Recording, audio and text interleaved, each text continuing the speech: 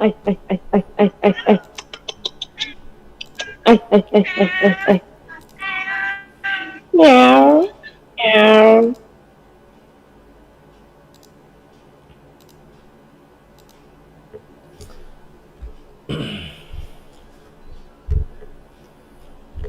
ওকে, আশা করি সবাই আমার কথা শুনতে পাচ্ছ। জি স্যার। আচ্ছা, তো আজকে তোমাদের থার্ড মান্থের 12th ক্লাস হলো। গতদিন মিস গেছে, গতকালকে সম্ভবত। তো আমরা অ্যাংলো সেকশন এবং অ্যাংলো নর্মান বা আর্লি এবং মিডল ইংলিশ পিরিয়ডের অংশটুকু পড়েছি নাকি? আর তোমাদের শীতল জি স্যার। ঘোষের বই থেকেও একটু পড়তে বলেছিলাম, আর আমি যে শিট দিয়েছিলাম সেগুলো একটু পড়তে বলেছিলাম। তো কি অবস্থা, সবাই পড়ছো তো? জি স্যার, পড়ছি। জি স্যার। আচ্ছা, তো জি স্যার, করতেছি। Very good. আর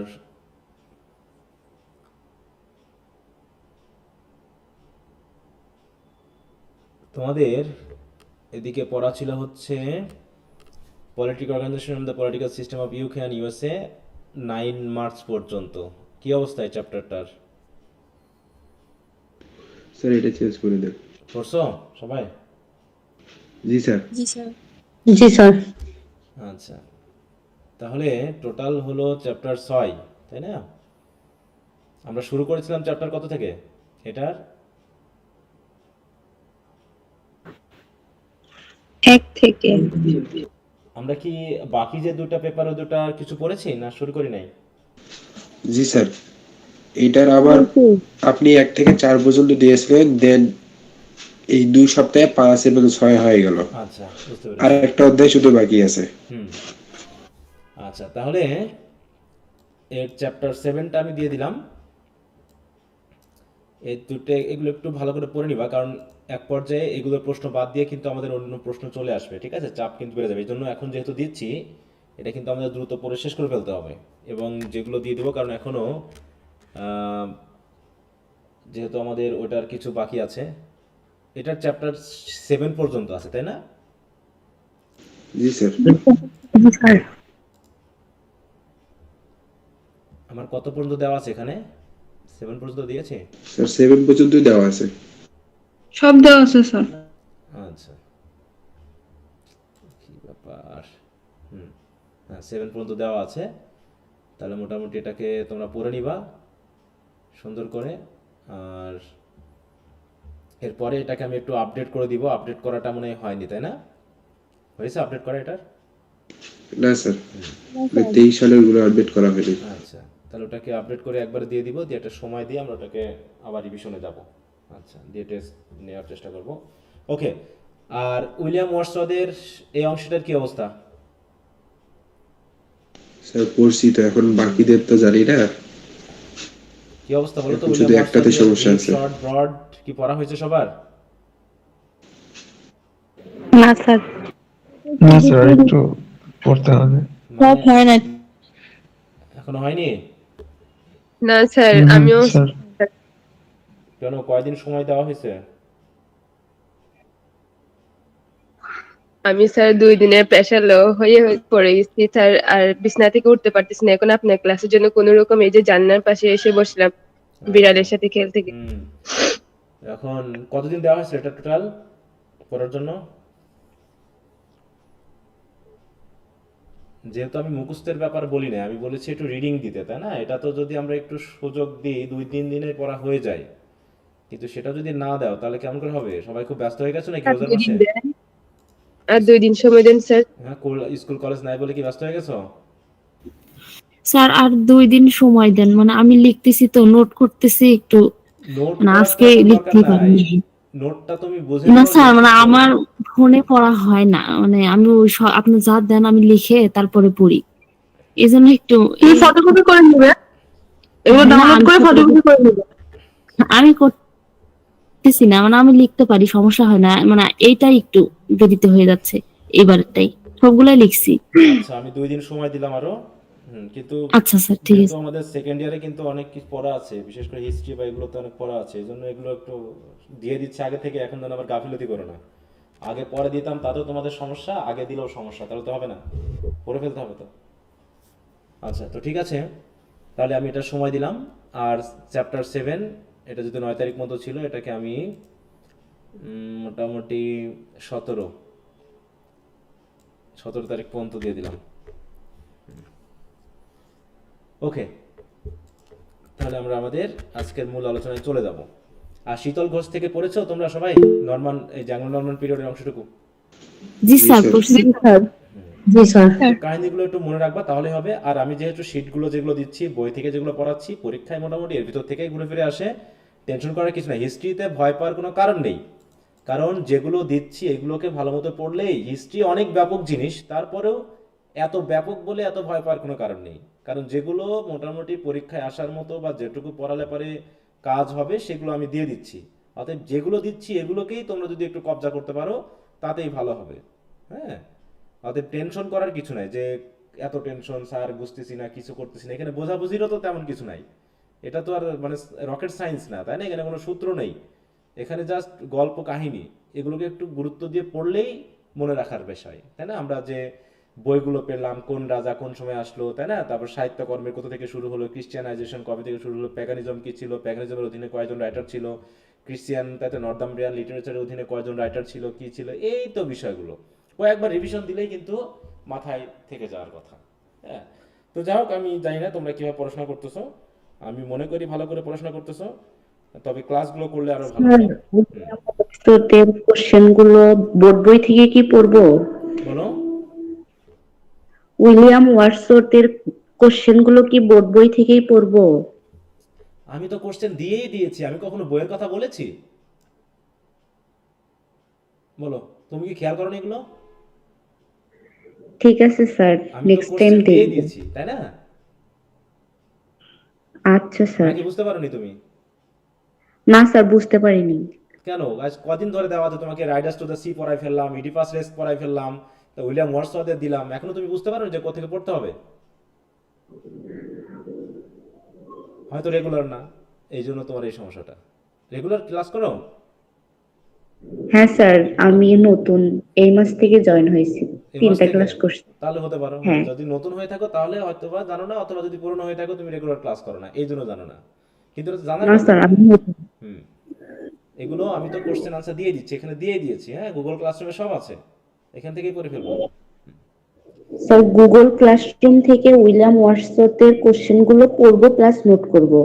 নোটটা তোমার ইচ্ছা, আমি নোটের কথা বলিনি, আমি জাস্ট বলেছি কোশ্চেনগুলো রিডিং দিতে, যাতে তোমার কোনো জায়গায় বুঝতে অসুবিধা হলে তোমরা আসলে ক্লাসগুলো রেগুলার করো। তো কয়দিন হলো তুমি ক্লাস করেছো বলো তো, কয়দিন যুক্ত হয়েছো? 3টা ক্লাস করছি। হুম, 3টা ক্লাস, আজকে ক্লাস করলে 4টা তাহলে হবে। তোমার তো জানা উচিত, কারণ এর ভিতর তো আমি এক বিষয়টা বলেই দিয়েছি। তাহলে ক্লাসগুলো করলে তো তুমি বুঝতে পারছো যে আমি এখানে কি নির্দেশনা দিয়েছি।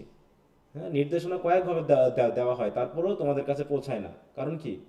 কারণ রেগুলারলি এগুলোকে দেখা হয় না, হয় লাইভ ক্লাস করা হয় না, না রেকর্ড ক্লাসগুলো করা হয় না, এই জন্য আমার তথ্যগুলো তোমাদের কাছে পৌঁছায় না। হ্যাঁ, এটা হচ্ছে একটা সমস্যা। পরীক্ষার আগের রাতেও অনেকে থাকবে যারা প্রশ্নের উত্তর পাবে না, আছে না এরকম?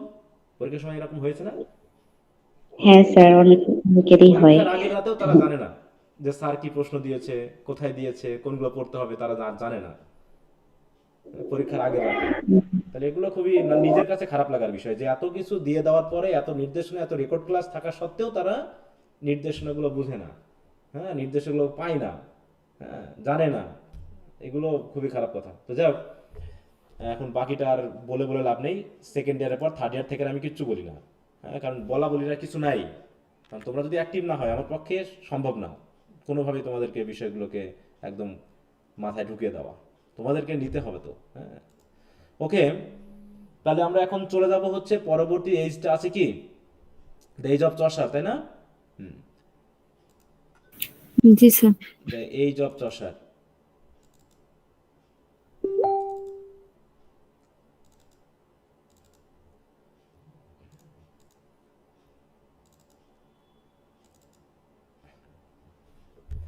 আর এবিসি থেকে তোমাদের একটু ওই শর্ট ডেসক্রিপশন বা এগুলো পড়তে বলেছিলাম, একটু দেখেছিলাম সবাই? জি স্যার। জি জি স্যার। স্যার। আচ্ছা, ওখানে যদি আবার যেহেতু আবার এই চসারকে মিডল এজের মধ্যে ঢোকানো, এই জন্য একটু প্রবলেম ওখানে। আচ্ছা, দ্য এজ অফ চসার।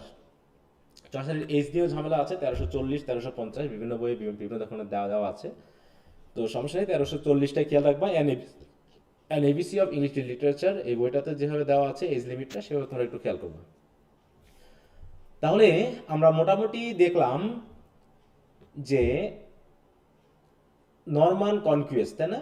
এর পরবর্তীতে শুরু হয়েছিল Anglo Norman period. Anglo Norman period আসলো, এবং অ্যাংলো স্যাকশন এবং অ্যাংলো নরমান এই দুটো পিরিয়ডের মধ্যে ইংরেজি ভাষা ও সাহিত্যের ক্ষেত্রে সবচেয়ে বড় অবদান কারা রাখছে? কোন পিরিয়ডে?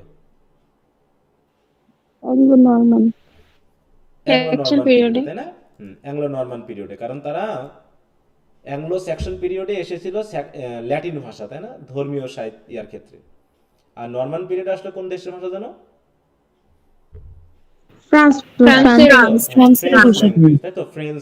এবং এই এজের সবচেয়ে লক্ষণীয় সাহিত্যকর্ম কি ছিল? লিটারেরি জানরা কি ছিল? মেট্রিক্যাল হ্যাঁ, রোম্যান্স। মেট্রিক্যাল রোমান্স। হ্যাঁ, এছাড়া আরো কিছু বিষয় রয়েছে। এই তো বিষয়গুলো একটু মাথায় রাখলেই বিষয়গুলো দেখা যাচ্ছে তোমরা পেরে যাবা। ওকে, তো এরপর আমরা আস্তে আস্তে ইংরেজি সাহিত্যের পুরো একদম মানে কি বলবো, যেটা উন্নয়নের কেন্দ্রবিন্দু, সেটা শুরু হয় এই চসার পিরিয়ডে। কারণ আমরা দেখলাম ল্যাটিন এবং ফ্রেঞ্চ এই দুটো ভাষার রমরমা ভাব অ্যাংলো নরমান পিরিয়ড পর্যন্ত। সেখানে ইংরেজি ছিল কি লো লেভেলের ল্যাঙ্গুয়েজ, তাই তো, একদম কমন পিপলের ভাষা। এবং কমন পিপল তো আর সাহিত্য বুঝতো না, তাই তো। সেখানে আমরা দেখেছিলাম আলফ্রেড দ্য কিং, তাই তো, উনি চেষ্টা করেছিলেন ইংরেজিতে ট্রান্সলেট করে কমন পিপলদের মাঝে নিয়ে আসার জন্য। তিনি কিছুটা অবদান রেখেছিলেন, কিন্তু তার সাহিত্যকর্মটা ছিল হচ্ছে পুরোপুরি একটা ইতিহাস ভিত্তিক, তাই না। সে নর্দাম্বিয়ান লিটারেচারে যতগুলো কিছু বাদশাদ ছিল, হাতে গুনে যেগুলো পাওয়া গিয়েছিল, সেগুলোকে তিনি ট্রান্সলেট করে ইংলিশে নিয়ে আসলেন, যাতে তার কমন পিপলেরা তার ভাষাগত ব্যাপারটা একটু, যেহেতু তাদের মতো হলে পারে, তারা হয়তো পড়ে টড়ে একটু শিক্ষিত হতে পারবে। এই ছিল তার উদ্দেশ্য।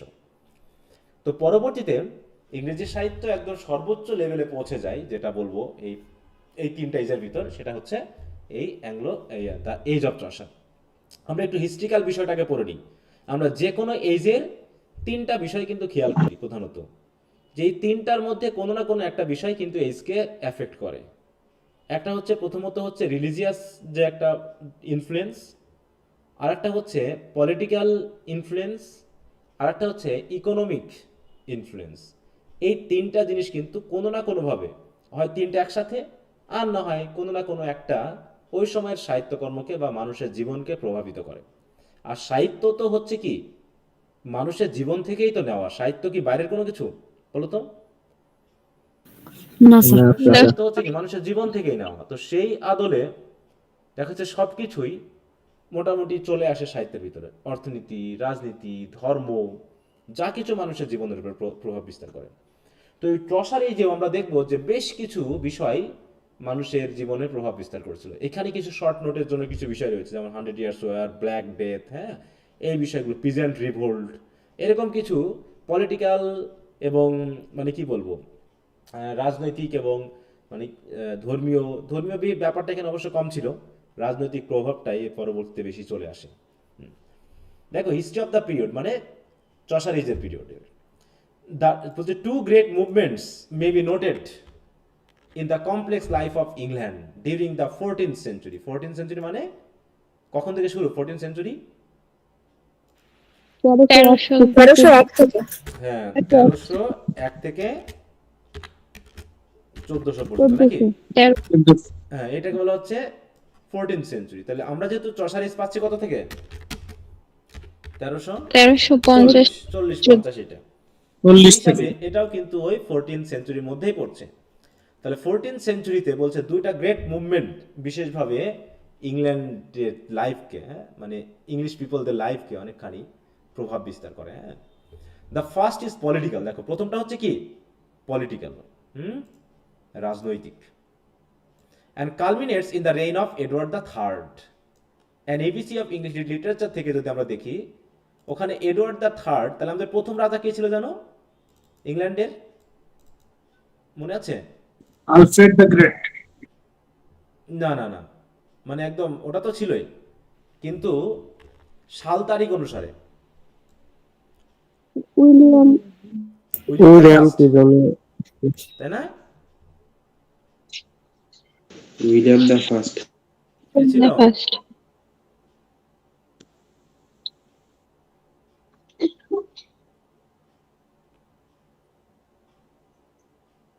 এই যেখানে দেখো উইলিয়াম দা ফার্স্ট, তাই না? ফার্স্ট।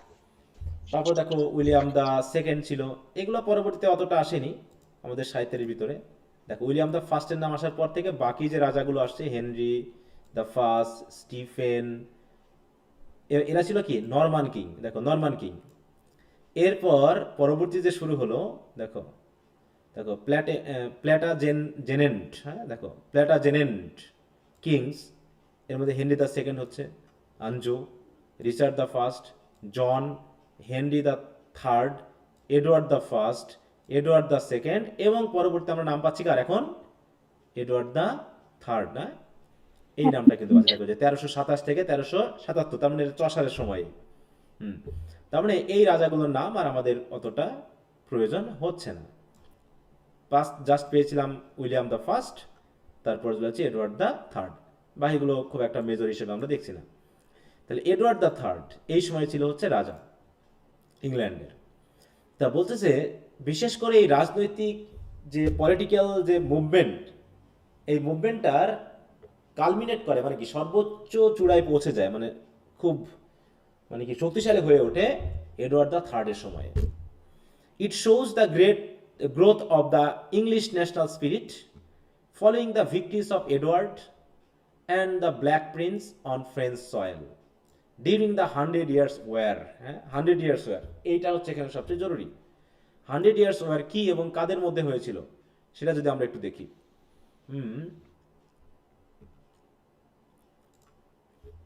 দেখো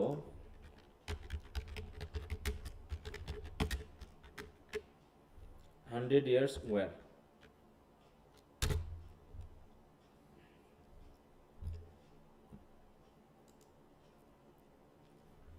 100 ইয়ার্স মানে কত বছর? 100। 100 বছর। 100 বছর। তাহলে দেখো এটা চলেছিল কত থেকে? দ্য 100 ইয়ার্স ওয়ার 1337 থেকে 1453 পর্যন্ত। Was a conflict between the kingdom of England and France and a civil war in France during the late Middle Ages.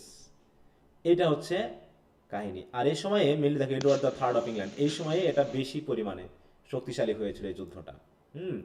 এটা আমরা একটু আমাদের যে নোটটা আছে সেখান থেকে একটু পড়ে নিই, তাহলে আমাদের জন্য সুবিধা হবে, গুছিয়ে পাবো যে ওটার সম্পর্কে আমাদের জানা দরকার যে 100 ইয়ার্স ওয়ারটা আসলে কি।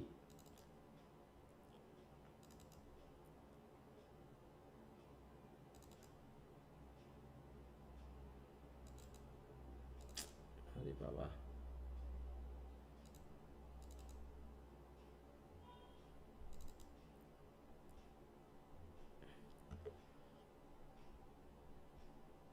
এই যে 100 ইয়ার্স ওয়ার, হ্যাঁ, what do you know about 100 years war. এগুলো সম্পর্কে কিন্তু এই বইগুলোতে, ইতিহাস বইগুলোতে খুব একটা বেশি নেই, কিন্তু ওর সম্পর্কে আমরা নোট লিখতে হবে, তখন আমাদের আলাদা করে জানতে হয়। হ্যাঁ, তো যাক আমরা এখান থেকে তাহলে একটু পড়ে নিচ্ছি 100 ইয়ার্স ওয়ারটা কি, এটা কেন হয়েছিল, এটা সম্পর্কে যদি আমাদের না জানা থাকে তাহলে সমস্যা হয়।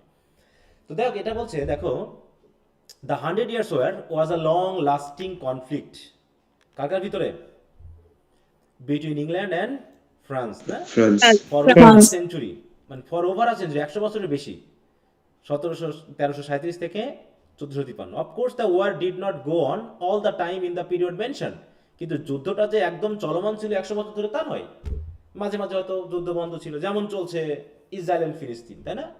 এটা কত বছর হবে যুদ্ধ বলো তো?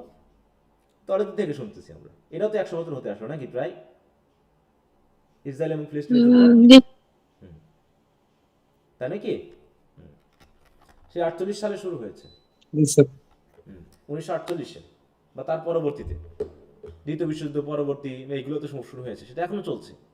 Of course the war did not go on all the time in the period mention, তাহলে এই পিরিয়ডের মধ্যে যুদ্ধ যে সবসময় চলছে তা না, হয়তো 5 বছর বন্ধ থেকেছে, আবার 20 বছর হয়েছে, পরে আবার হয়তো 10 বছর বন্ধ থেকেছে। বলছি it was a series of intermittent wars and battles fought between the kingdom of England and the kingdom of France along with various allies and factions on both sides. Allies মানে কি?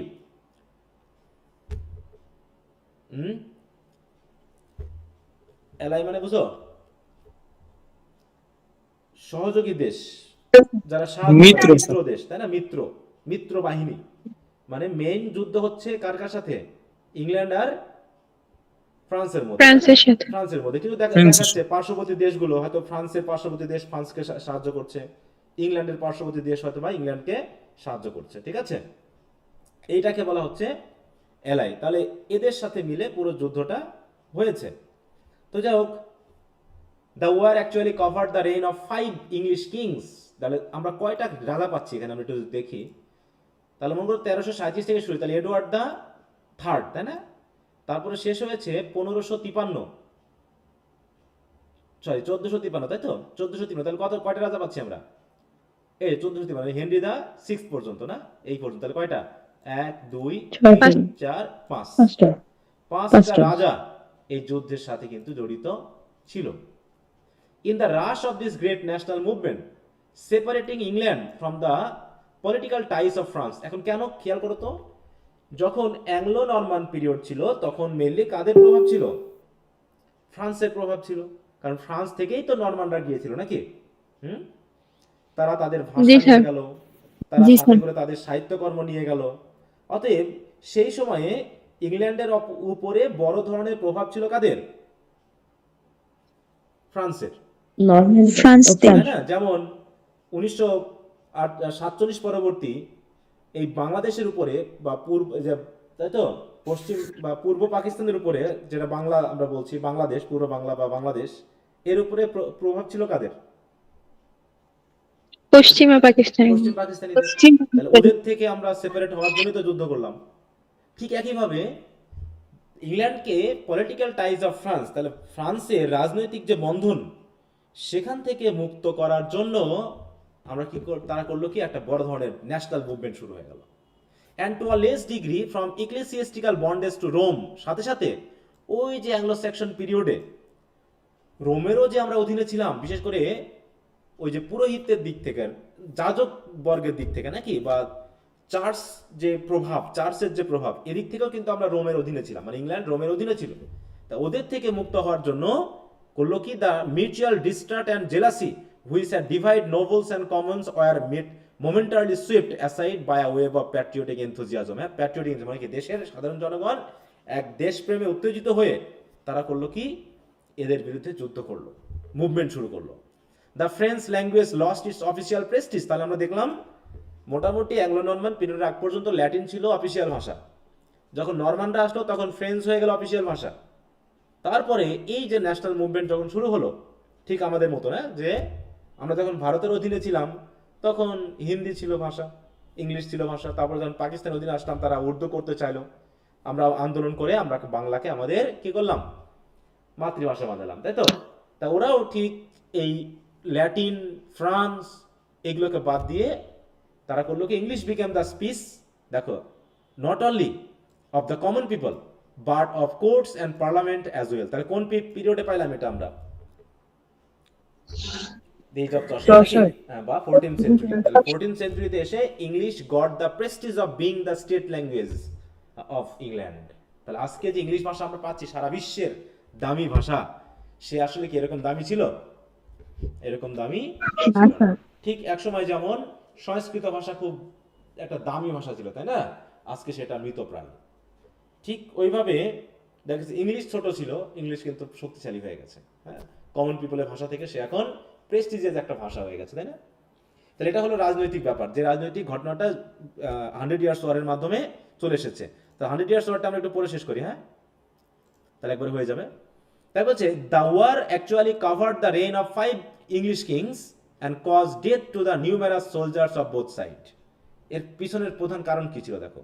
The main causes of 100 years war territorial disputes, dynastic claim to the French throne and economic factors and long-standing tension between English and the French।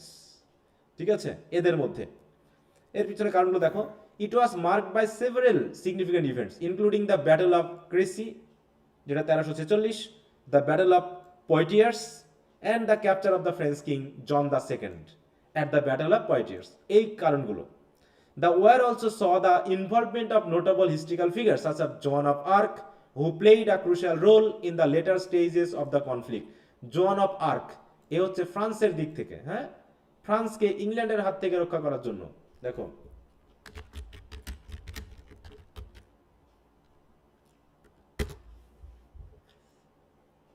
ইনি কি ছিলেন? একজন women কিন্তু, ঠিক আছে তো, নারী।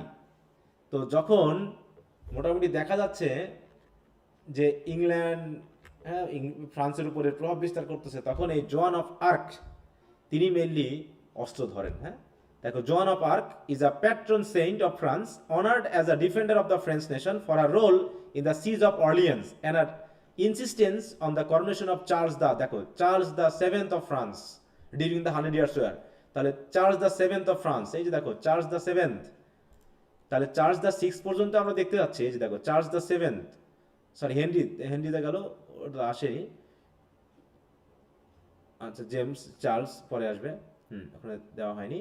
তো যখন ফ্রান্সের রাজা হচ্ছে চার্লস দ্য সেভেন্থ, তখনও তিনি কি হল, her insistence on the coronation, coronation মানে কি, সিংহাসন আরোহণ করা, claiming to be acting under divine guidance, এবং ধরা হচ্ছে তিনি নাকি স্বর্গীয় ক্ষমতা বলে সে become a military leader who transcend gender roles, মানে কি, সে একজন নারী হয়েও তিনি কিন্তু মিলিটারি লিডার ছিলেন, and gained a recognition as saviour of France, এবং তাকে সেভিয়ার অফ ফ্রান্স বলা হচ্ছে। এইটুকু জানলেই হবে আপাতত। তাহলে জোয়ান অফ আর্ককে বুঝতে পারছো? জোয়ান অফ আর্ক ইনি হচ্ছেন কি, একজন patron saint who defend the country France from the clutch of England, তাই না? কি বুঝতে পেরেছো? জি স্যার। আচ্ছা, 100 ইয়ার্স ওয়ার এটা আমরা শেষ করে নিই আগে। তার বলছে the treaty of Troyes in 1420 temporarily resolve some of the issues by recognizing King Henry V of England as the heir to the French throne।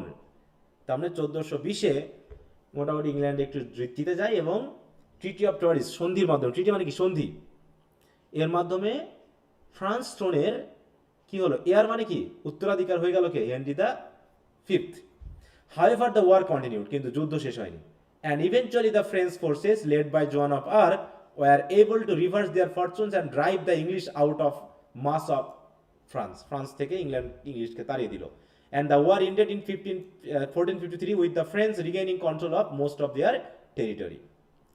এবার the 100 years war had far reaching consequences, এর বড় ধরনের প্রভাব রয়েছে। এখানে তিনটা ঘটনা রয়েছে, তিনটা ঘটনা কিন্তু একসাথে একটা related, including the development of new military technologies and strategies. যেহেতু 100 বছর ধরে যুদ্ধ হওয়ার কারণে ইংল্যান্ডের মিলিটারি যে, বা তাদের যে যুদ্ধ মানে কি বলবো, যে কৌশল, তাই না, বা হচ্ছে তাদের যে অস্ত্রসজ্জা, এগুলো কিন্তু উন্নত হতে থাকে।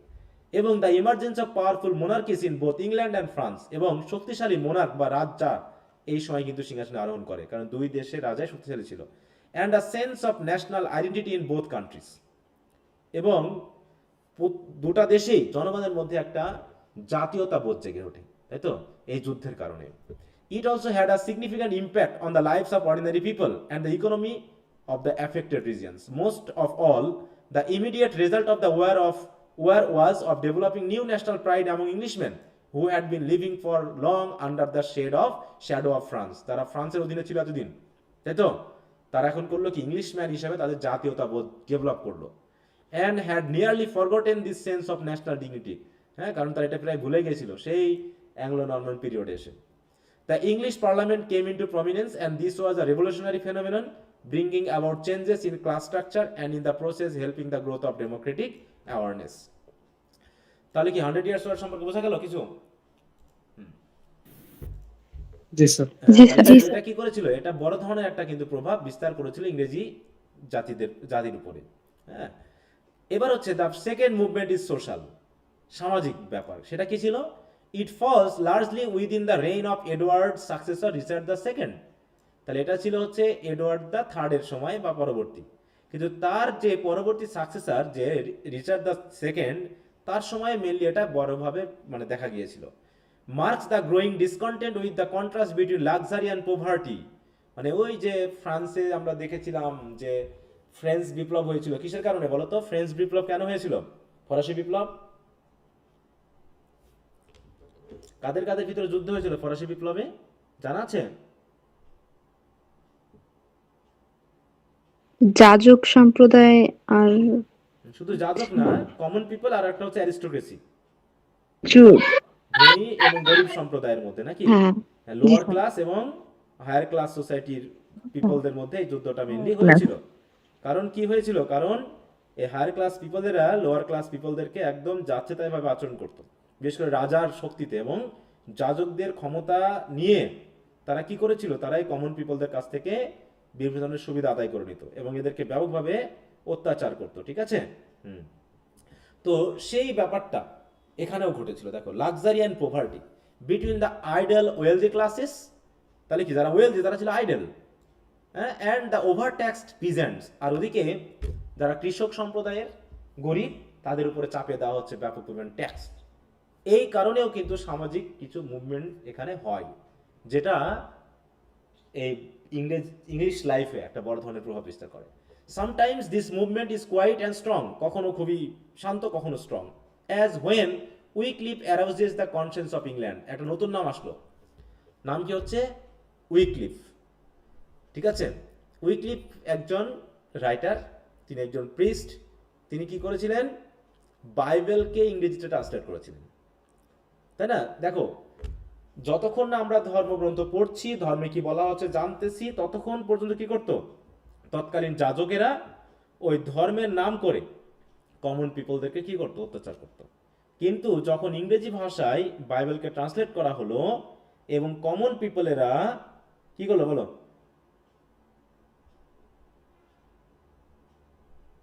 কমন পিপলেরা যখন বাইবেল পড়ে বুঝতে পারলো যে ধর্মের প্রধান উদ্দেশ্য কি, বা যারা যাজক রয়েছে তারা যে তাদের ভুল পন্থে পরিচালনা করে তাদের কাছ থেকে সুবিধা আদায় করতো, তারা কিন্তু জেনে গেল। জেনে যাওয়ার কারণে তারা প্রতিবাদ শুরু করলো। ঠিক আছে। তাই বলছে, তাহলে উইকলিফ arouses the conscience of England. তো যাই হোক, এখান থেকে আমরা আর বেশি দেখবো না, আমরা একটু পিছনের দিকে চলে যাই। এই জায়গাতে আমরা একটু দেখি। হ্যাঁ, তাহলে একটা ছিল সোশ্যাল, আর একটা ছিল কি, দেখো এই জায়গা আমরা একটু দেখি। হ্যাঁ, এখানে টেইলরের কথা যেহেতু আসছে, again it broke out into the violent rebellion of ওয়েড Taylor. All these things show the same section spirit that had owned its freedom in a thousand year struggle against foreign enemies. সেই Anglo Saxon period থেকে এ পর্যন্ত common people আর কি করেছে? বারবার সংগ্রাম করেছে এবং তারা তাদের অধিকার ছিনিয়ে নেওয়ার চেষ্টা করেছে। That now felt itself oppressed by a social and industrial tyranny in its own midst. যাও, এছাড়া বলছে কি, aside from these two movements, তাহলে এখানে দুটা মুভমেন্টের কথা বলা হলো, একটা হলো কি সামাজিক, একটা হলো রাজনৈতিক, তাই না? রাজনৈতিক কি, সেটা হচ্ছে ফ্রান্সের সাথে যুদ্ধ, আর সামাজিকটা হলো কি, দেশের মধ্যেই ধনী দরিদ্রের মধ্যে যে যুদ্ধ বা কনফ্লিক্ট, এই দুটা ব্যাপকভাবে প্রভাবিত করে। এছাড়াও the age was one of unusual stir and progress, এছাড়াও এই সময়ে ব্যাপক পরিমাণে উন্নতি হয়েছে ইংল্যান্ডের। Chivalry, the medieval institution of mix good and evil was in, দেখো, ইটস ইন্ডিয়ান সামার আর সেন্টিমেন্ট রেদার দ্যান, এগুলোর দরকার নেই, এগুলো অত দরকার নেই আমার। আমাদের কোশ্চেন প্রথম এইখানে আমরা দেখবো, above all the first dawn of Renaissance is heralded in England as in Spain and Italy by the appearance of national literature. এই মোটামুটি রেনেসাস পিরিয়ডের শুরুর সাথে সাথে এই চসার এজটা, বা চসার এজ তো তারও 100 বছর আগে শেষ হয়ে যায়, সেটা আমরা পরবর্তীতে দেখব। তো এই হলো আমাদের রাজনৈতিক ঘটনার কিছু ইঙ্গিত। এছাড়াও আরো কিছু রাজনৈতিক ঘটনা আছে, যে ঘটনাগুলো আমাদেরকে একটু জানতে হবে। হ্যাঁ, সেগুলো আমি শিট দিয়ে দিব, সেই শিট থেকে তোমরা জানবা। যেমন 100 ইয়ার্স ওয়ার তো গেলই, তার সাথে পিজেন্ট রিভোল্ট, ঠিক আছে, তারপর হচ্ছে ব্ল্যাক ডেথ, এরা কিন্তু একসাথে একটা রিলেটেড। হ্যাঁ, একসাথে একটা রিলেটেড। তো যেহেতু এখানে আমরা বইয়ে ওই বিষয়গুলো খুব একটা বেশি পাচ্ছি না, হয়তো ভিতরে গিয়ে কিছু পাবো বইগুলোতে। মানে কি বলবো, ইতিহাস বইয়ের একটা বড় সমস্যা হলো এগুলো আমাদেরকে কি করতে হচ্ছে, জানতে হচ্ছে ছোটখাটো অল্প অল্প করে, কিন্তু পরবর্তীতে সেগুলো আমাদের কিন্তু আলাদা করে জেনে নিতে হচ্ছে। তো এই জন্য আমি যে শিটগুলো দিব, তোমরা এই শিটগুলো একটু ভালো করে পড়বা, ঠিক আছে? বুঝতে পারছি? জি স্যার। এগুলো তো পড়বই। মোটামুটি 3টা জিনিসের সমন্বয় চলবে। একটা হচ্ছে এই যে এই বইটা, দ্বিতীয়ত হলো আমি যে শিট দিব সেটা, আর তৃতীয়ত হলো আমি যে কোশ্চেন আনসারগুলো দিব। এই 3টা সমন্বয় করে কিন্তু ওভারঅল আমাদের ধারণা পেতে হবে। হ্যাঁ, তা নাহলে সমস্যা হয়ে যাবে। ওকে, তো যাও, the literary movement of the age clearly reflect the stirring of the times. There is Langland, একটা নাম কিন্তু দেখো, প্রথম নামটা হচ্ছে কি Langland. Voicing the social discontent, preaching the equality of men and the dignity of labour. তাহলে তিনি কি করেছেন, কমন পিপলদের মধ্যে সামাজিক যে ডিসকন্টেন্ট, ধনী দরিদ্রের মধ্যে যে পার্থক্য, যে কনফ্লিক্ট, এইগুলোকে তিনি তুলে ধরেন কিন্তু। হ্যাঁ, তার কারণেই কিন্তু ধনী দরিদ্রের যুদ্ধটা শুরু হয়। সাথে preaching the equality of men, তিনি প্রচার করতে শুরু করেন যে ধনী হোক দরিদ্র হোক, একটা দেশে সকল মানুষ সমান অধিকার নিয়ে থাকবে, এটা তিনি প্রিচ করেন। আরটা হচ্ছে দ্য ডিগনিটি অফ লেবার, এবং পিজেন্ট ক্লাস যে একদম মানে লো লেভেলের মানুষ না, তারা হয়তো লেবার হিসেবে কাজ করে, কিন্তু তাদেরও তো মানব মর্যাদা আছে, মানবাধিকার রয়েছে, সেগুলো কিন্তু এই ল্যাংল্যান্ড প্রচার করার মাধ্যমে কি করেন, তিনি এই ধনী বা অ্যারিস্টোক্রেটিক পিপলের বিরুদ্ধে একটা মুভমেন্ট শুরু করেন কমন পিপলদেরকে নিয়ে। তোমরা শীতল ঘোষে এগুলো একটু পড়বা, আরো বিস্তারিতভাবে দেওয়া আছে, ঠিক আছে? শীতল ঘোষের বইটা পড়বা। উইক্লিফ, আরেকজন নাম হচ্ছে কি Wycliffe, the greatest of English religious reformer. তাহলে তিনি ছিলেন হচ্ছে English religious reformer. Giving the gospel to the people in their own tongue, এই যে তিনি কি করেন, ওন টাং মানে কি, ইংলিশ ভাষায় তিনি গোসপেল বা হচ্ছে কি, গোসপেল মানে কি, বাইবেলের একটা অংশ। যে 4টা বই রয়েছে যেগুলোকে গসপেল বলা হয়, আমি এর আগে দেখিয়েছিলাম, ওগুলোকে তিনি ট্রান্সলেট করেন নিজের জি স্যার, ইংলিশ গুড নিউজ। এবং তিনি তাদেরকে এগুলোকে শেখান। and the freedom of gospel in an unnumbered tracts and addresses, এবং তিনি সেগুলোকে পাঠান unnumbered tracts, বিভিন্ন ধরনের ট্র্যাক্টস গুলো বা পদগুলো বা এগুলোকে তিনি উদ্ধৃতি হিসাবে ব্যবহার করেন। এটা গেল হচ্ছে দ্বিতীয় নম্বর। তারপর হচ্ছে গাওয়ার, the scholar and literary man, criticizing this vigorous life and plainly afraid of its consequences।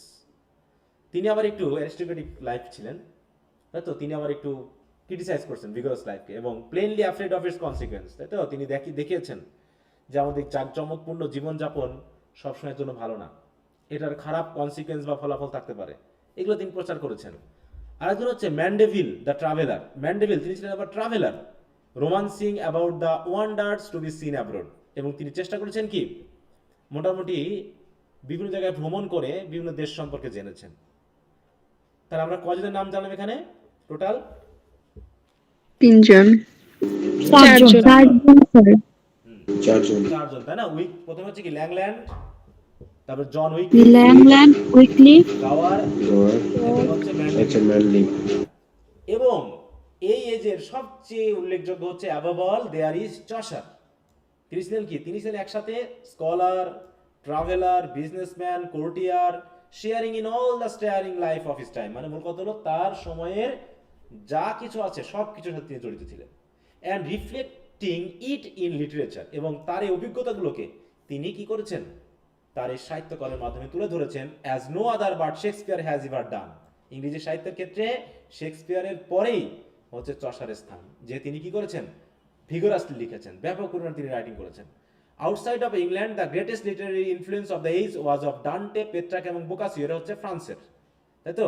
আর ইংল্যান্ডের বাইরে ওই সময়ে যারা প্রভাবশালী রাইটার ছিল তাদের মধ্যে পড়ছে ডান্তে, পেট্রাক এবং বোকাসিও। আমরা পেট্রাকের নাম জানি? জি স্যার, জি স্যার। পেট্রোজন সনেট থেকে, সনেট, তাই তো। সনেটে। Whose works, sorry আমি ফ্রেঞ্চ বলছি, Italian, whose works then at the summit of their influence in Italy profoundly affected the literature of Europe। তো এই হচ্ছে আমাদের 5 জন রাইটার এই 14th সেঞ্চুরিতে। তার ভিতরে সবচেয়ে উল্লেখযোগ্য কার নাম বলা হচ্ছে, চসারের নাম, তাই তো। আর বাকিগুলো হয়তো বই লেখেনি খুব একটা, তারা ট্রান্সলেট করেছে, কিছু কিছু বইয়ে ট্রান্সলেট করে স্ক্রিপ্ট লিখে তারা জনগণকে কি করেছে, সচেতন করেছে তাদের অধিকার সম্পর্কে, তাদের জাতীয়তা বোধ সম্পর্কে, তাই না, এবং ধনী দরিদ্রের পার্থক্য ভেদাভেদ ভুলে কিভাবে সামাজিক ইকুয়ালিটি এটা আনা যায়, সেই জন্য মুভমেন্টের জন্য কিছু রাইটার কাজ করেছে। ওকে, তাহলে আমরা চসার সম্পর্কে আগে পড়ে নিই।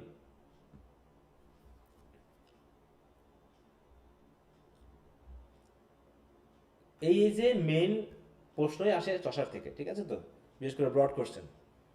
এই জন্য চসারের রাইটিং সম্পর্কে আমাদের একটু জানা দরকার। বিশেষ করে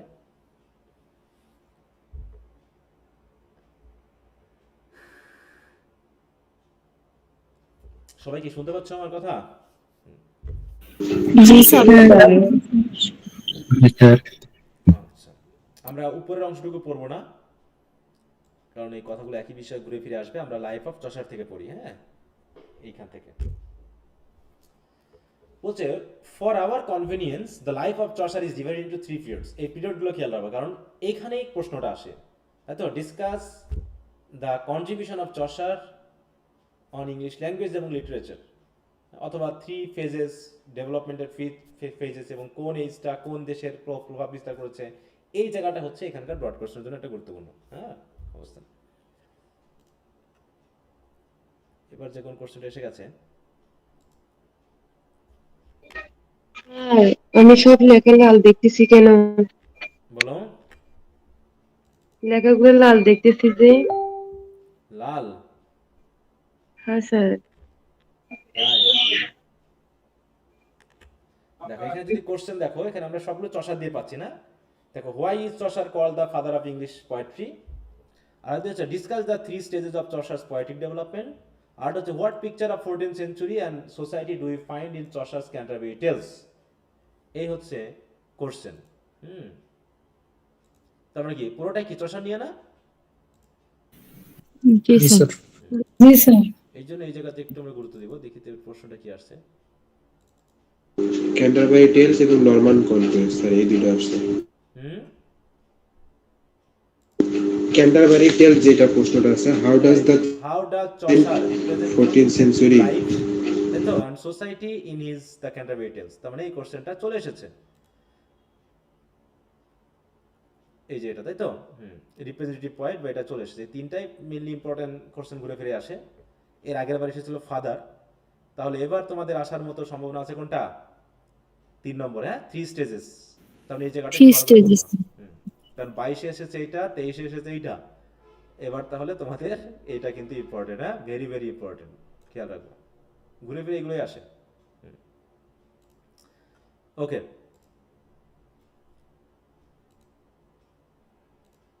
তাহলে চসার্স, হ্যাঁ, বলছে for our convenience the life of Chaucer is divided into 3 periods. The first, একটু খেয়াল রাখবা, ফার্স্ট হচ্ছে অফ 30 ইয়ার্স, প্রথম 30 বছর, includes his youth and early manhood, যে সময় তিনি কাটিয়েছেন, in which time he was influenced almost exclusively by French literary models. কারণ আমরা জানি ওই সময়ে ইংল্যান্ডে হয়তো প্রধানত ফ্রেঞ্চ লিটারি মডেলটাই চলতো, ওই যে মেট্রিক্যাল রোমান্স এগুলো, কারণ শুরুর দিকে 14th সেঞ্চুরি শুরুর দিকে। The second period of 15 years, পরবর্তী 15 বছর। তাহলে প্রথম ছিল 30 ইয়ার্স, দেখো ফার্স্ট হচ্ছে 30 ইয়ার্স আর্লি ম্যারিড পর্যন্ত, তারপর পরবর্তীতে হচ্ছে 15 years cover Chaucer's active life as diplomat and man of affairs. তিনি কিন্তু ছিলেন একজন ডিপ্লোমেট। ডিপ্লোমেট মানে বুঝি তো,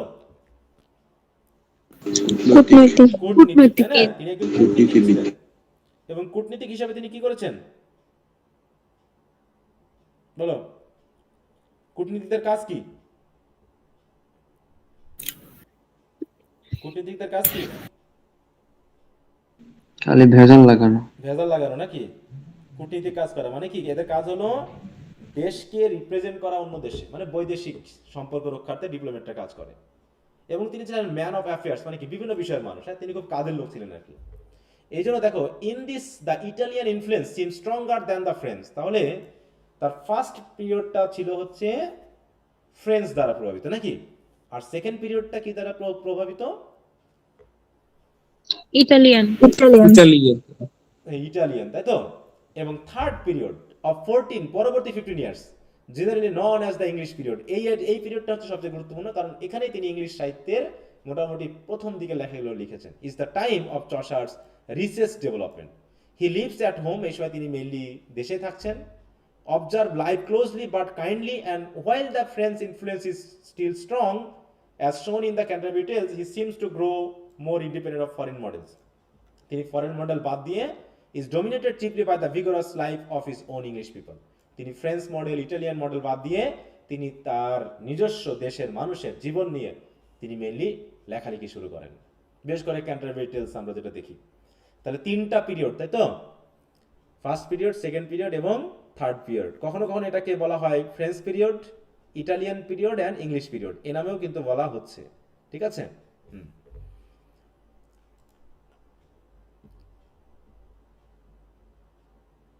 দেখো এই জায়গায়, হ্যাঁ, যে ফ্রেঞ্চ পিরিয়ড, ইটালিয়ান পিরিয়ড এবং ইংলিশ পিরিয়ড এইখানে এভাবে দেখানো হয়েছে কোন পিরিয়ডে তিনি কি বিষয় রচনা করেছেন, এই কোশ্চেন আনসারটা।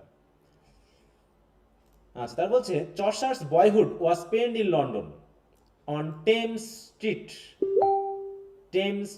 টেমস রিভার্সের কথা মনে আছে তো? জি স্যার, তাই না? লন্ডন কবিতা ছিল। সেখানে মেইনলি টেমস রিভারের পাশে, এমন সময় ওই ঢাকার মতো আর কি, হ্যাঁ, Thames street near the river where the world's commerce was continually coming and going. যেহেতু নদীর পাশে, সেখানেই তো বিজনেস চলে আর কি, হ্যাঁ, নদীতে আগে মেইন বিজনেস চলতো নদী পথে, অতএব সে সেগুলো দেখতো। There he saw daily the shipmen of the Canterbury Tales just home in his good ship. দেখো ম্যাডিলিন, হ্যাঁ, দেখো ম্যাডিলিন, সেই শিপের নাম তিনি জানতেন, এখান থেকে পণ্য নিয়ে আসা যাওয়ার ব্যাপারটা তিনি খেয়াল করতেন। With the fascination of unknown lands in his clothes and conversations, তিনি বিভিন্ন মানুষকে দেখতেন, বিভিন্ন, মানে তার খুব আগ্রহ ছিল। Of his education we know nothing, তার শিক্ষা সম্পর্কে আমাদের জানা নেই, except that he was a great reader, তিনি খুব পড়ুয়া ছিলেন আর কি, হ্যাঁ, খুব পড়তেন। His father was a wine merchant, খেয়াল করো, তার বাবা ছিলেন একজন wine merchant. Purveyor to the royal household, royal হাউসহোল্ডে তিনি প্রধানত কি করতেন, ওয়াইন সাপ্লাই করতেন। And from this accidental relationship between trade and royalty may have arisen the fact that at 17 years Chaucer was made page to the prince Elizabeth. হ্যাঁ, দেখো, বাবার যেহেতু রয়্যাল, তাই তো একটা সম্পর্ক ছিল, এই জন্য এই সম্পর্কের খাতিরে 17 বছর বয়সে চসার কি হয়ে গেল,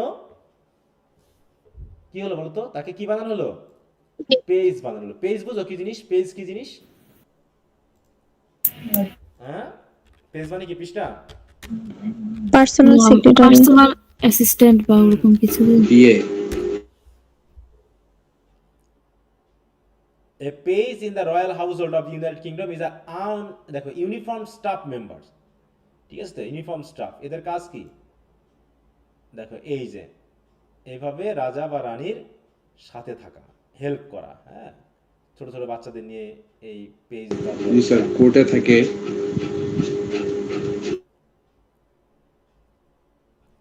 তো যাই হোক, তাই বলছে সে পেজ হয়ে গেল to the princess Elizabeth. This was the beginning of his connection with the brilliant court, আর তখন থেকেই এই রাজ দরবারের সাথে তার একটা কানেকশন শুরু হয়ে গেল। Which in the next 40 years under 3 kings he was to know so intimately. এভাবেই সে 3টা রাজার অধীনে সেখানে কাজ করেছে পরবর্তী 40 বছর। এমনকি দেখো, এই যে 100 ইয়ার্স ওয়ার পড়লাম না, বলছে at 19 he went with the king on one of the many expedition of the 100 years war। 100 years war এর অনেক যে যুদ্ধ হতো তার ভিতরে একটাতে সে গিয়েছিল। and here he saw chivalry and all the pageantry of medieval war at the height of their outward splendor, যে যুদ্ধ কেমন হয় এবং যারা যোদ্ধা তারা কি ধরনের জাঁকজমকতা নিয়ে যুদ্ধ করতে যায়, সে শিভালরিক আচরণ তিনি কিন্তু দেখেছিলেন। এমনকি তাকে কি করা হয়েছিল, ধরে নিয়ে যাচ্ছে, দেখো, taken prisoner at the unsuccessful siege of Rheims. তাহলে রেহিম নামে একটা জায়গাতে তারা একটা আক্রমণ করেছিল, সেই আক্রমণটা আনসাকসেসফুল হওয়ার কারণে তাদেরকে কি করা হলো, বন্দি করা হলো। এবং পরবর্তীতে he is said to have been ransomed by money out of the royal purse, এবং রাজার দরবার থেকে টাকা দিয়ে, র্যানসম মানে বুঝো তো, মুক্তিপণ দিয়ে তাকে উদ্ধার করা হয়। তারপর returning to England he became after a few years squire of the royal house, সে স্কোয়ারও হয়ে গেল, and the personal attendants and confident of the king. It was during this first period that he married a maid of honour to the queen. This was probably Philippa Roet, sister to the wife of John Gaunt, the famous duke of Lancaster. অত আমাদের জানার দরকার নেই, just এত নামটাও জানার দরকার নেই, আমাদের খেয়াল রাখতে হবে তার উত্থানটা কেমন হয়েছে, কারণ এই 3টা এজের ভিতরে কিন্তু আমাকে উল্লেখ করতে হবে, তাই না, কিভাবে প্রভাবিত হয়েছে সেটা আমাদের জানতে হবে। From numerous whimsical reference in his early poems, it has been thought that this marriage into a noble family was not a happy one। হ্যাঁ, গরিব মানুষ যদি ধনী পরিবারে বিয়ে করে, কোনো পুরুষ যদি বিয়ে করে, হ্যাঁ, একজন গরিব, মনে করো পরিবার থেকে একটা ছেলে যদি ধনী কোনো মেয়েকে বিয়ে করে, অধিকাংশ ক্ষেত্রে কেমন হয় সেই ছেলের দশা, বলো তো? ওটাই করবে, এখানে বসো, ভালো হয় না, বুঝবে, খারাপই হয়, কাজের ভুয়া হয়ে যায় নাকি? এই জন্য তার অবস্থা সেমনটাই হয়েছিল। একটু বুঝে রেখো ছেলেদের, হ্যাঁ, ছেলেটা একটু বুঝে রাখবা। That was a noble family was not a happy one, but this is purely a matter of supposition or of a doubtful inference. তবে এটা অনুমান করা হয়েছে যে হ্যাপি ছিল না, আসলে আমরা এটা জানি না। এরপর হচ্ছে দেখো, in 1370 Chaucer was sent abroad on the first of those diplomatic mission, তাহলে প্রথম সে গেল ডিপ্লোম্যাটিক মিশনে, হ্যাঁ, that war to occupy the greater part of the next 15 years, যেখানে পরবর্তী 15 বছর সেই ডিপ্লোমেট হিসেবে কাজ করেছে। 2 years later he made his first official visit to Italy, দেখো ইটালিয়ান, হ্যাঁ, ইটালিয়ান পিরিয়ড, তিনি প্রথম ইটালিতে যান, to arrange the commercial treaty with Genoa. And from this time is noticeable a rapid development in his literary powers and prominence of literary Italian literary influence. কেন influence হলো এই পিরিয়ডে, Italian দ্বারা কেন ইনফ্লুয়েন্স হয়েছে? কারণ তিনি ডিপ্লোম্যাটিক কাজেই ইটালিতে গিয়েছিলেন এবং সেখানে তিনি ইটালিয়ান যে লিটারেরি জানরাগুলো আছে বা লিটারেচার আছে তার দ্বারা ইনফ্লুয়েন্সড হন ব্যাপকভাবে। আর during the intervals between his different missions, এবং ইটালিতে থাকা অবস্থায় বিভিন্ন মিশনে যখন তিনি যেতেন, এই মিশনের যখন তিনি ছুটি পাইতেন বা ফাঁকা সময়গুলোতে কি করতেন, he filled various office at home, chief of which was controller of customs at the port of London. তিনি পোর্ট অফ লন্ডনের, তাই তো, চিফ কন্ট্রোলার হিসাবে কাজ করতেন, হ্যাঁ, হিসাবরক্ষণ হিসাবে কাজ করতেন, হিসাবরক্ষক হিসাবে। An enormous amount of personal labor was involved, but Chaucer seemed to have found time to follow his spirit into the new field of Italian literature. কিন্তু এত কিছু কাজ করার পরেও তিনি কিন্তু ওই সাহিত্য ছাড়েননি, তিনি তার ভিতরে এই সাহিত্যের যে স্পিরিট সেটা কিন্তু থেকেই গিয়েছিল, হ্যাঁ, এটা বলা হচ্ছে।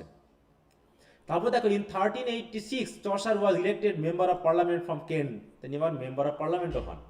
And the distinctly English period of his life and work began, আর এখান থেকে মেনলি তার ইংলিশ পিরিয়ড শুরু। দো এক্সিডিংলি বিজি ইন পাবলিক অ্যাফেয়ার্স, তাহলে একজন মেম্বার অফ পার্লামেন্ট কিন্তু অনেক ব্যস্ত থাকেন, তাই না?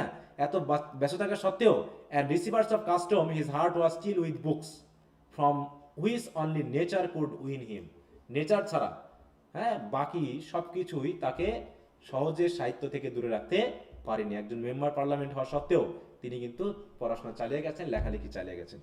In the 14th century, politics seems to have been for honest man a very uncertain business, হ্যাঁ। আর ওই সময়ে একজন রাজনীতিবিদের জন্য, আচ্ছা, রাজনীতিবিদের লাইফটা কি সবসময় কি আনসার্টেন না? অধিকাংশ ক্ষেত্রে আমাদের মতো দেশ হলে পারে। জি স্যার, নিশ্চিত, নিশ্চিত, অনিশ্চিত। হ্যাঁ, তাদের ওই সময় ছিল, মানে 14th সেঞ্চুরিতে এই একজন পলিটিক্সে যারা থাকতো এদের জন্য জীবন ছিল একটা uncertain business. Chaucer naturally adhered to the party of John of Gaunt, and his fortunes rose or fell with those of his leader. অতএব কখনো সে উন্নত করতেছে, কখনো পড়ে যাচ্ছে, এটা লিডারদের উপর ডিপেন্ড করতো। From this time until his death he is up and down on the political ladder, কখনো উন্নতিতে কখনো তো অবনতিতে। টুডে উইথ মানি, কখনো তার প্রচুর টাকা পয়সা, and good prospect, tomorrow in poverty and neglect, হ্যাঁ, writing his complain to his empty purse, এই নামে সেটা বইও লিখছে, হুইচ হি হিউমারাসলি কলস হিজ সেভিয়ার ডাউন ইন, এটা।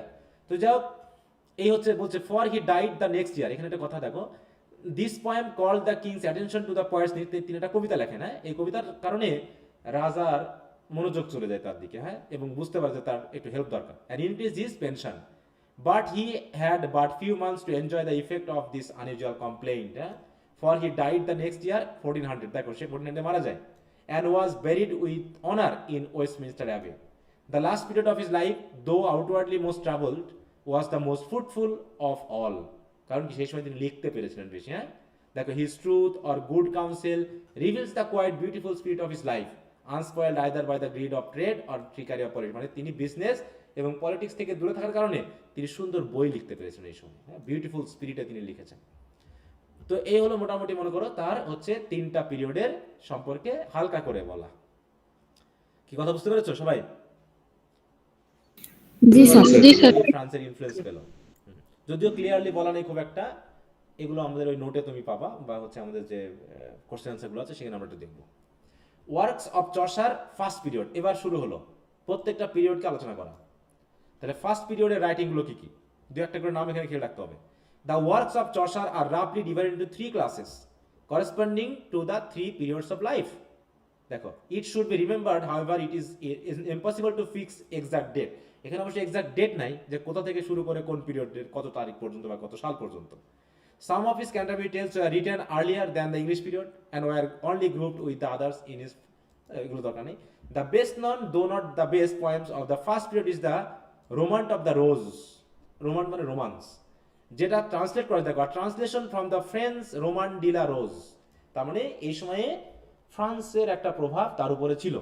তিনি কি করেছেন, ফ্রান্সের গুরুত্বপূর্ণ রাইটিংগুলোকে তিনি ট্রান্সলেট করে ইংরেজিতে তার মানুষের কাছে পৌঁছে দেওয়ার চেষ্টা করেছেন। তাহলে রোমান ডে লা রোজ এটা হচ্ছে কি ফ্রেঞ্চ নেম, আর ইংলিশ নেম কি romaunt of the rose. Rose. এটা কি ছিল, the most popular poem of the middle ages, a graceful but exceedingly tiresome allegory of the whole course of লাভ।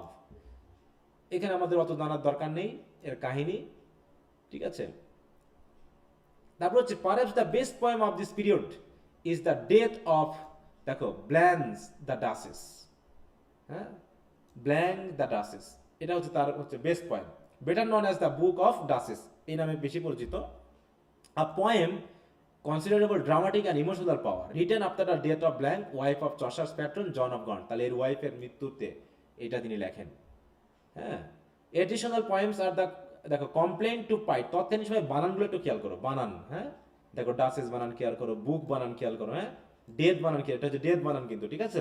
তো চসারের রাইটিং দিলে বুঝবা যে যেমন প্রোনাউন্সিয়েশন তেমন বানান ছিল, এখনকার মতো আধুনিক ছিল না, বা আধুনিক যেমন বানানটা এসেছে তখন এগুলো অনেক পরিবর্তন, তাই না। এডিশনাল পোয়েম আরও ছিল। এছাড়াও দেখো ABC, a prayer to the virgin, translated from the French of Cistercian monks, এইভাবে তিনি বেশ কিছু লিখেছেন, এত আমাদের আর দরকার নেই। এরপর হচ্ছে সেকেন্ড পিরিয়ড। সেকেন্ড পিরিয়ডটা কোন পিরিয়ড জানো, কোন দেশের দ্বারা প্রবাহিত? ইটালিয়ান, তাই তো, ইটালিয়ান দ্বারা প্রভাবিত। The chief work of the second or Italian period is Troilus and Cressida, খুবই গুরুত্বপূর্ণ poem, a poem of 8,000 lines. The original story was a favorite of many authors during the Middle Ages and Shakespeare make use of it in his Troilus and Cressida। দেখো, শেক্সপিয়ারের বইয়ের নাম হচ্ছে কি ট্রয়লাস and Cressida, এই বইয়ের উপর ভিত্তি করে শেক্সপিয়ার একটা বই লেখে। তাহলে চসারের বইটার নাম কি, বানানটা খেয়াল করো, ট্রয়লাস বানান দুটো ঠিকই আছে, শুধু ক্রেসিডা বানানটা একটু ভুল, মানে দুই রকমের, হ্যাঁ, এইটা। তাহলে ইটালিয়ান পিরিয়ডের সব থেকে চিপ ওয়ার্ক হচ্ছে ট্রয়লাস অ্যান্ড ক্রেসিডা। এটা হচ্ছে কি 80,000 লাইনের, দেখো 8,000 লাইনের একটা poem. The immediate source of Chaucer's poem is, দেখো, বোকাসিও। বোকাসিও কি ইটালিয়ান একজন রাইটার না, তার বই থেকে মেনলি নেওয়া, হ্যাঁ। যদিও তিনি এটা নিয়েছেন, বাট দ্য লাভ কি হচ্ছেন, but he uses his material very freely to reflect the ideals of his own age and society, মানে তিনি কপি করেছেন কিন্তু তার ভিতরে তার দেশ এবং তার সমাজের আইডিয়ালগুলোকে তিনি দেওয়ার চেষ্টা করেছেন। So gives to the whole story a dramatic force and beauty which it had never been before, মানে যখন বোকাসিও লিখছে সেখানে ড্রামাটিক ইফেক্ট ছিল না, কিন্তু যখন চসার এটাকে ট্রান্সলেট করেছেন তিনি ড্রামাটিক ফোর্স দিয়েই তৈরি করেছেন। এছাড়াও আরেকটা হচ্ছে কি, the house of fame is one of Chaucer's unfinished poem, having the rare combination of lofty thoughts and simple homely language, showing the influence of the great Italian master. এগুলো আমাদের দরকার নেই। তাহলে এখানে আমরা এই যে দুটা নাম পেলাম বইয়ের, একটা হচ্ছে ট্রয়লাস অ্যান্ড ক্রেসিডা, আর একটা হলো কি হাউস অফ ফেম, তাই না। আর তার আগে কি পেলাম আমরা, তার আগে পেলাম কি বলো, রোমান্ট অফ দ্য রোজ আর death of Blanche the duchess বা বুক অফ দ্য ডাসেস। এছাড়া এবিসি বা এরকম কিছু রয়েছে, এই দুটো আমরা খেয়াল করবো। দেখো ওইগুলোই মেইনলি এখানে কিন্তু দেওয়া হয়েছে, তোমরা যদি একটু খেয়াল করো দেখবা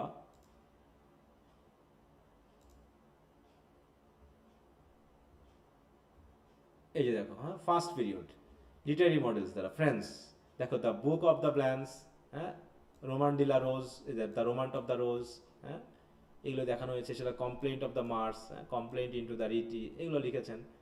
তারপর যে সেকেন্ড পিরিয়ডে তিনি ছিলেন কাদের দ্বারা, এই যে ট্রয়লাস অ্যান্ড ক্রেসিডা, তাই না, হ্যাঁ। তারপর হচ্ছে house of fame, parliament of the fowls, এগুলো সেকেন্ড পিরিয়ডে। থার্ড পিরিয়ডে হচ্ছে আমাদের ক্যান্টারবেরি টেলস, যেটা হচ্ছে ইংরেজি সাহিত্যের প্রথম লেখা, ফুল একটা ইংরেজি ডিটেলস, তাই বুঝে দেখো।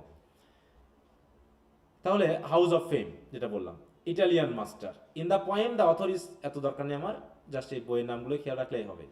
কারণ এই সময়ে তিনি কি হয়েছেন, যে সেই সময়ের ইতালিয়ান যারা মাস্টার ছিল, ডান্তে, ওভিড, ভার্জিল, এদের বই দ্বারা তিনি কিন্তু অ্যাফেক্টেড হয়েছিলেন, তাই না, প্রভাবিত হয়েছিলেন, ইনফ্লুয়েন্সড হয়েছিলেন, দিয়ে তিনি ওই বইগুলো লিখেছেন। এরপর হচ্ছে the third great poem of the period is the legend of, দেখো, গুড উইমেন, হ্যাঁ, দেখো লিজেন্ড বানান কি, গুড বানান কি, উইমেন বানান কি, হ্যাঁ, দেখো WIMEN উইমেন। দেখো resting in the fields among the daisies যেহেতু থার্ড পিরিয়ডে কি সে কি আর কূটনীতিক ছিল নাকি রাজনীতিবিদ ছিল এই সময়? রাজনীতিবিদ, পার্লামেন্টের সদস্য, দেশে কেন্দ্রে। সময় কাটিয়েছে, আর দেশে সময় কাটাতে গিয়ে মোটামুটি সে দেশের সম্পর্কে জেনেছে, দেশ সম্পর্কে বুঝেছে, এবং সেই হিসাবেই তিনি লেখালেখি করেছেন, তাই না? বলছে first come the love god, এগুলো আমাদের অত দরকার নেই, এই সময়ের বইটা আমরা খেয়াল করব। রোমান অফ দ্য রোজ তো হচ্ছে তোমার কোন পিরিয়ডের? ফার্স্ট পিরিয়ডে, তাই না?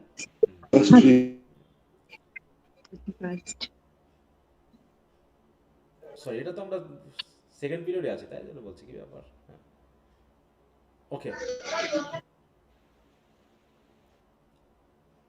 আচ্ছা, এগুলো আমাদের অতটা দরকার নেই, আমরা সরাসরি ওই বই দুইটা তিনটা নাম মনে রাখবো, এগুলো একটু খেয়াল রাখবো, আর ওর সাথে আলোচনার বিষয়টা আমরা দেখবো।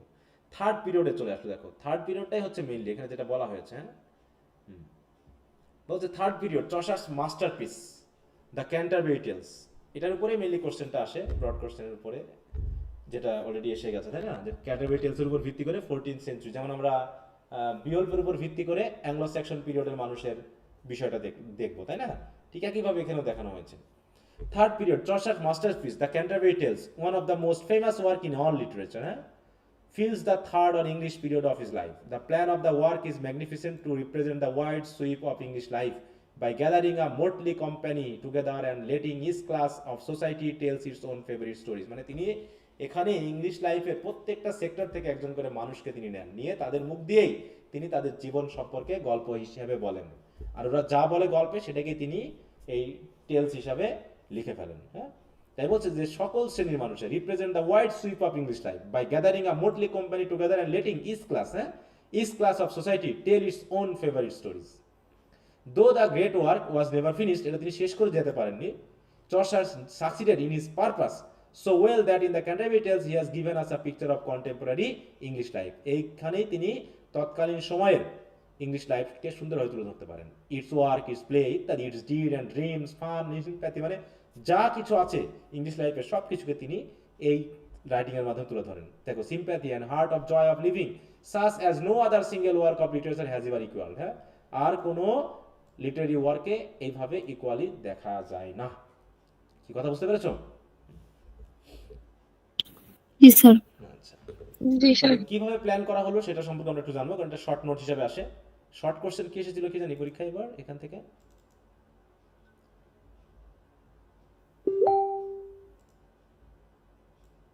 নান্স প্রিস টেল এসেছিল, চসার আসেনি, এই ক্যান্টারবেরি টেলস আসেনি।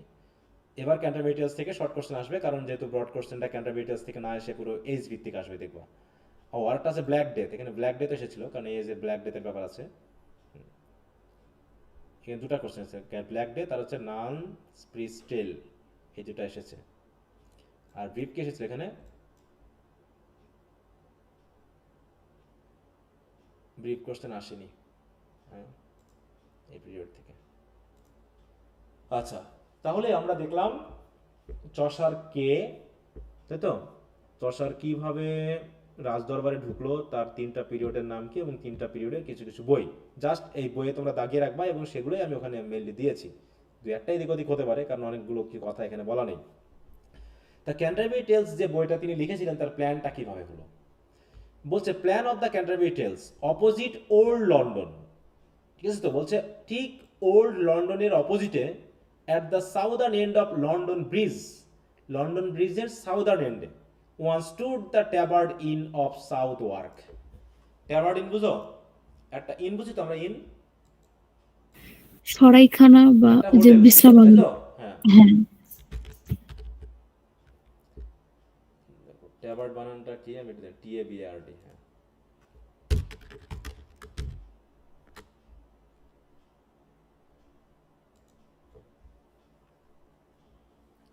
দেখো ট্যাবার্ডিন কোথায় অবস্থিত ছিল? Tabard Inn was the real inn in Southwark London that was featured in Geoffrey Chaucer Canterbury. It was a popular meeting place এই সময় এখানে, তাই তো? তাহলে দেখি তো ইয়া পাওয়া যায় কিনা। এইরকম ছিল ইনটা, দেখো তৎকালীন সময়ের এই একটা তৎকালীন সময়ের হোটেল বা ইন, এখানে মানুষজন এসে থাকতো হয়তো রাতে, ঠিক আছে? এই দেখানো হচ্ছে এইভাবে তারা বসতো, বসে খেত। হ্যাঁ, এই ইনটা।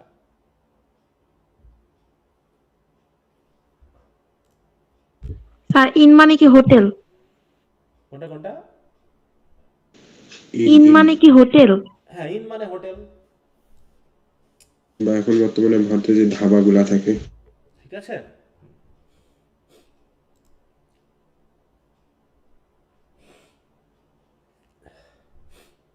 দেখো এগুলো কি করা হতো, দেখো Tabard Inn was established in 1307, it was very burn down, দেখো এটা পুড়ে যায়, হ্যাঁ 1676 সালে, অ্যান্ড ট্যাবলোট ওয়াজ ডিমোলিশড ইন 1873, এই সময় এগুলো ধ্বংস করে দেওয়া হয়। ক্যান্টারবারি টেলসের এখানে আমরা যে কাহিনীটা সেখানে আমরা এটা দেখব। ওকে, তাহলে এটা একটা মিটিং প্লেস বা ইন জাতীয় জায়গা। A quarter made famous not only by the Canterbury Tales, বলছে এই যে ইনটা এটা শুধু যে ক্যান্টারবারি টেলসের জন্য ফেমাস হয়েছিল তা নয়, but also by the first play houses where Shakespeare had his training. এখানে প্লে হাউসও ছিল। প্লে হাউস মানে কি, যেখানে নাটক উপস্থাপন করা হতো, তাই তো, এবং এখানে নাকি শেক্সপিয়ারও ট্রেনিং নিয়েছিল, ঠিক আছে, এই জায়গাতে। তো সেই হিসাবে ওই জায়গাটা খুবই বিখ্যাত। This south work was the point of departure of all travel to the south of England. অতএব এখানে এমন একটা জায়গা ছিল যেখান থেকে কি করতো, সবাই নর্থ থেকে সাউথে যেত, specially of those medieval pilgrimage, বিশেষ করে যারা পিলগ্রিমেজে যেত। পিলগ্রিমেজ মানে বুঝো তো, তীর্থযাত্রা যে। তীর্থে যেত। কোথায়? To the shrine of Thomas a Beckett in Canterbury. তাহলে ক্যান্টারবেরিতে থমাস বেকেট নামে যে একটা সাধু ছিল, সেন্ট ছিল, তার শ্রাইনে, যেমন আমরা দেখি যে বিভিন্ন ধরনের শ্রাইন বা মাজার আছে, তাই না? মাজার বুঝি আমরা, যেমন হচ্ছে জি স্যার। মহাস্থানগড়ে রয়েছে মাজার, চট্টগ্রামে রয়েছে মাজার, আছে না? সিলেটে রয়েছে মাজার, খুলনাতে রয়েছে মাজার, বিভিন্ন সেন্টদের মাজার, ইসলাম ধর্মের প্রচারকদের, আছে না? জি স্যার। বায়জিদ বোস্তামির মাজার কোথায়? চট্টগ্রাম, তাই তো। তারপর হচ্ছে খানজাহান আলীর মাজার কোথায়? খানজাহান আলী ষাট গম্বুজ মসজিদের খুলনা। হ্যাঁ, তারপরে শাহ বলকির মাজার কোথায়? শাহ বলকি মহাস্থানগড়, মহাস্থানগড়, তাই তো, বগুড়া। তারপর হচ্ছে শাহপরানের মাজার আছে, শাহপরান সিলেটে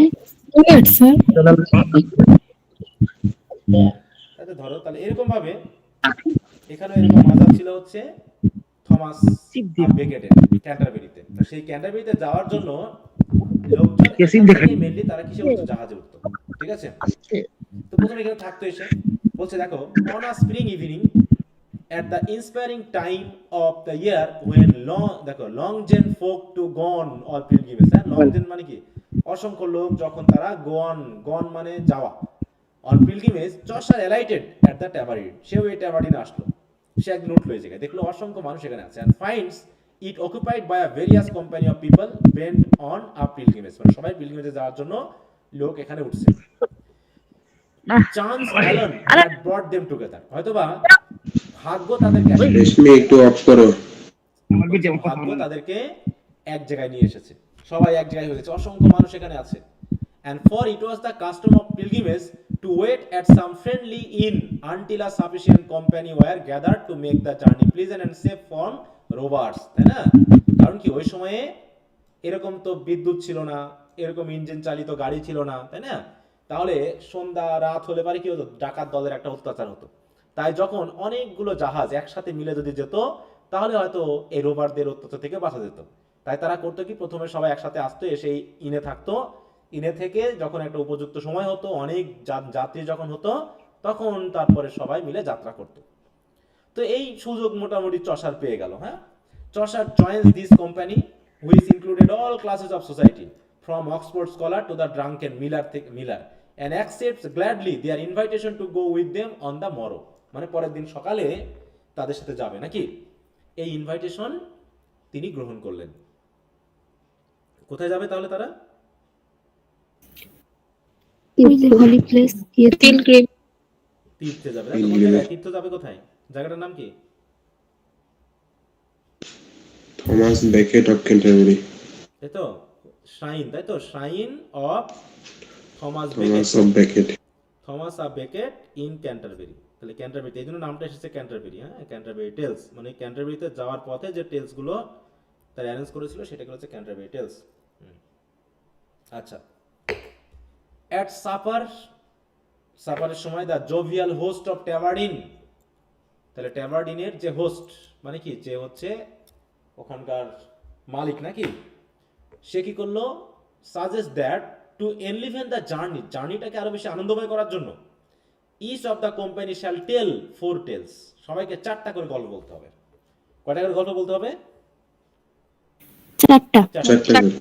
two going and to coming, যেতে 2টা, আসতে 2টা। On whatever subject shall suit him best, মানে যে কোনো বিষয়ে যা মনে হয়, যে কোনো বিষয়ে তারা গল্প বলবে। And the host will travel with them as a master of ceremonies, এবং তিনি তাদের লিডার হিসাবে তাদের সাথে ট্রাভেল করবেন। And who ever tells the best story, এবং যে সবচেয়ে বেস্ট স্টোরিটা বলতে পারবে, shall be given a fine supper at the general expense when they all come back again, আবার যখন তারা ফিরে আসবে তখন সবাই মিলে, তাই তো, জেনারেল এক্সপেন্সে মানে কি, সবার খরচে তাকে একটা কি দেওয়া হবে, ফাইন সাপার দেওয়া হবে, যে ভালো গল্প বলতে পারবে। ঠিক আছে, আর shrewd bit of business and a fine idea as the pilgrimage সব অল অ্যাগ্রি, মানে হোস্টের একটা ভালো ধরনের আইডিয়া হলো, একটা ভালো ধরনের বিজনেস হয়ে গেল, কারণ সবাই আবার আসবে, আবার হোটেলে থাকবে, এখানে খাওয়া দাওয়া হবে, বিশাল একটা ফাইন আইডিয়া সে তৈরি করে ফেললো। তো কয়জন যেন এখানে বলা হয়েছে, কয়টা করে গল্প বলবে? 4টা করে গল্প। 4টা করে। যাওয়ার When পথে they 2টা, draw আসার পথে lots 2টা। for the first story, the chance fell to the knight. তারপর যখন যে ড্র করা হলো, ড্র লট মানে কি, লটারি করা হলো, প্রথম গল্পটা কে বললো, কার ভাগে পড়লো? ক্যান্টারবুরিতে কিং এর মধ্যে। নাইটের উপর, তাই তো। দেখো, the নাইটের first story, the chance falls to the knight, who tells one of the best of the Canterbury Tales, the chivalric story of Palamon and Arcite. দেখো, then the tales followed rapidly, এইভাবে গল্প চলতে থাকলো। গল্পটা কি সম্পর্কে তা আমাদের জানার দরকার নেই। এবার বলতেছে, দেখো, বলছে দেখো, from the number of person in the company 32 in all, সকলে মিলে কয়জন ছিল টোটাল? 32 32। তাহলে এর ভিতরে ইনক্লুড আছে কে কে? চসার এবং হোস্ট, হোস্ট 2 জন মিলে। কিন্তু তাহলে বাইরের লোক কয়জন? 30 জন। 30 জন, তাই না? হ্যাঁ। It is evident that Chaucer meditated on immense work of 128 tales. তাহলে যদি 32 জন হয় তাহলে টোটাল গল্প হবে কয়টা? 4 জন যদি 4টা করে বলে 128টা। 128টা গল্প। 128। হ্যাঁ, 128টা গল্প হচ্ছে which should cover the whole life of England. অতএব এই 128 যদি গল্প বলা হয় তাহলে পুরো ইংল্যান্ডের লাইফস্টাইলই উঠে আসবে, কারণ বিভিন্ন শ্রেণীর মানুষ ওখানে আছে। কিন্তু দুঃখের বিষয়, only 24 were written. কয়টা লেখা হয়েছিল? 24। 24 And some of these are incomplete, কিছু আছে incomplete, and others are taken from his earlier work to fill out the general plan of the Canterbury Tales. Incomplete as they are, they cover a wide range, including stories of love, chivalry, saint, legend, travels, ventures, animal fables, allegories, satires, ঠিক আছে, and the quotes, humor of the common man, সব ধরনের গল্প এখানে আছে। Though all but 2 are written in verse and abound in exquisite poetical touches. তাহলে সবগুলোর মধ্যে দুটা বাদে বাকি সবগুলোই প্রায় ভার্সে লেখা হয়েছে। They are stories as well as poems. এই যে আমরা পেলাম না যে এখানে একটা পেলাম, দেখো, নানস্প্রিস টেল, ওটা কিন্তু একটা গল্প, ওইটা ওই গল্পের মধ্যে একটা। And Chaucer is to be regarded as our first storyteller, দেখো, short story teller as well আর ফার্স্ট মডার্ন পয়েট। খেয়াল করো, চসারকে বলা হচ্ছে কি, এই সব কিছু দেখে তাকেই প্রথম বলা হচ্ছে সে হচ্ছে first story teller, modern poet. The work ends with a kindly farewell from the poet to his reader, and so here takes the maker of this book his leave. Leave মানে কি, মানে ছুটি নিচ্ছে নাকি, এই লাইনটার মাধ্যমে কিন্তু ক্যান্টারবেরি টেলস শেষ হয়। তাহলে ক্যান্টারবেরি টেলস এর প্ল্যানটা বুঝতে পেরেছো, কি কারণে করা হলো, কোথায় করা হলো, কয়জনের করা হলো, এবং শেষ পর্যন্ত কয়টা গল্প লেখা হলো। ঠিক আছে? জি স্যার। এগুলোই ঘুরে ফিরে আসবে, একটু মনোযোগ দিয়ে পড়লে দেখবা যে এগুলোই। অতএব হিস্ট্রি নিয়ে টেনশন করার কোনো কারণ নেই। হ্যাঁ,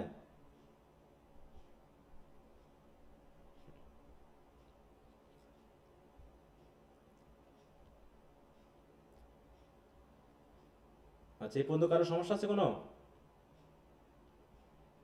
না স্যার। না স্যার।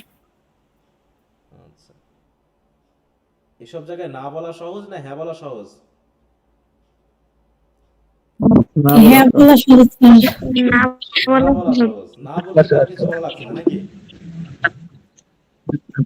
না বললে তো আর কিছু ভালো লাগছে না, হ্যাঁ বললে তখন বিপদ যে আমি তো জানি না যে আমি কি বুঝেছি আর কি বুঝি না, তো হ্যাঁ বলাটাই কঠিন। স্যার, সবই বুঝতেছি বা সবই বুঝতেছি না। এখানে কিছুই বুঝতেছে না, না স্যার, বুঝতেছি বুঝতেছি যে না তা না। তাহলে স্যার উনি ঘুম থেকে উঠছেন।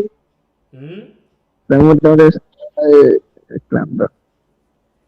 এই যে যেগুলো যেগুলো বললাম এগুলোর মধ্যে কি জটিলতা আছে কোনো?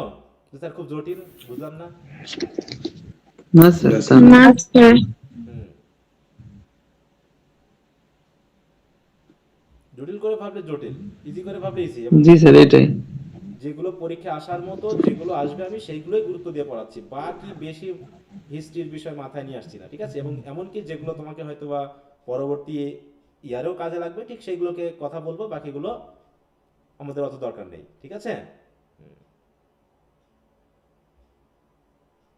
জি ওকে, তো যাই হোক, এবার আসছে prologue to the Canterbury Tales.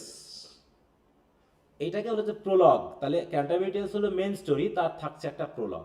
এই প্রোলগে কি হবে এটা আমাদের অতটা দরকার নেই, এটার সম্পর্কে আমাদের, কারণ প্ল্যানটাই হলো মেইন। এখানে যে স্টোরিগুলো আছে স্টোরিগুলো তো আমরা লিখবো না বা স্টোরিগুলো আসবেও না, জাস্ট এখানে প্রথম গল্পটা কার ছিল বলো তো? নাইটের নাইট প্রথম গল্পটা ছিল হচ্ছে নাইটের।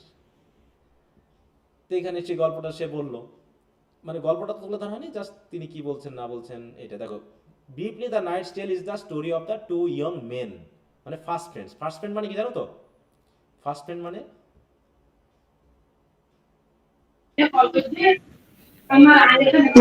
অন্তরঙ্গ বন্ধু। ফার্স্ট মানে কি এখানে? অন্তরঙ্গ বন্ধু, ঠিক আছে তো? এবং বলা হচ্ছে দেখো, who are found wounded on the battle field and taken prisoner to Athens, এই বিষয়ের গল্পটা। দেখো, ফর্ম অফ চসার্স পোয়েট্রি, এইটা হচ্ছে গুরুত্বপূর্ণ। আমরা জাস্ট জানলাম কি কি গল্প ছিল, কতগুলো গল্প ছিল, এটা এর চেয়ে বেশি জানার দরকার নেই। কিন্তু সবচেয়ে জরুরি বিষয় হচ্ছে তার ফর্মটা কেমন ছিল, তার লেখাগুলো কেমন, সেখানে কি ইউজ করেছেন। হ্যাঁ দেখো, there are three principal meter to be found in Chaucer's verse. In the Canterbury tales he uses lines of 10 syllables and 5 accents each। এটাকে কি কি বলা হয় বলো তো? 10 syllables and 5 accents each কি বলা হয় বলো তো এটা? Iambic pentameter. হ্যাঁ, আয়ারবিক, তাই তো? হুম। And the lines run in couplet, এবং এখানে এবং স্টেঞ্জা হচ্ছে কাপলেট, দুই লাইন করে। হ্যাঁ দেখো, দুই লাইন রাইম স্কিম রয়েছে, এবি এবি। তাহলে হচ্ছে the same musical arranged in 7 line stanza but with a different form called rhyme royal is found in its most perfect forms in Troilus. আর Troilus Criseyde যেটা আছে সেখানে তিনি rhyme royal use করেছেন। Rhyme royal মানে কি? 7 line stanza. 7 line 7 stanza. Line stanza যেগুলো আমরা পেয়েছিলাম গুড মরতে, সম্ভবত জন ডানের। হ্যাঁ, গুড মরতে 7 লাইন স্টেঞ্জা গুলো রাইম রয়্যাল। আর এখান থেকে স্পেন্স, এটাকে কিন্তু চসারিয়ান ইয়াও বলা হয়, স্টেঞ্জা বলা হয়, ঠিক আছে তো? হ্যাঁ দেখো এই যে এখানে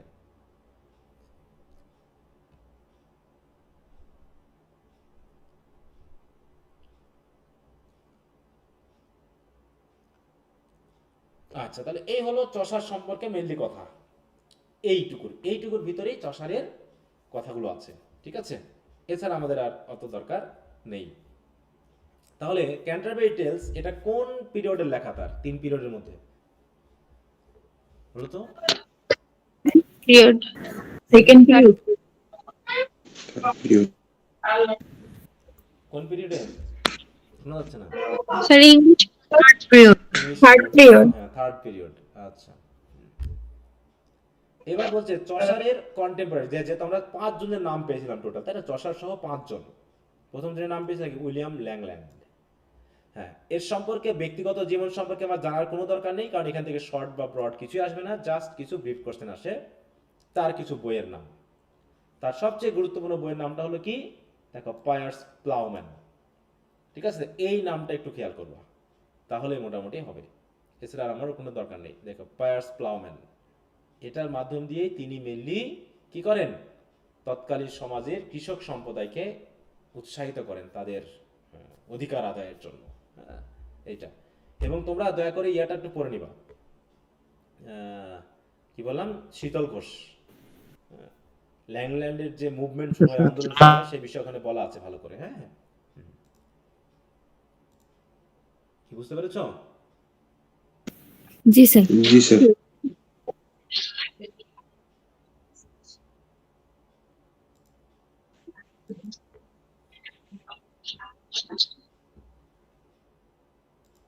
কি ব্যাপার,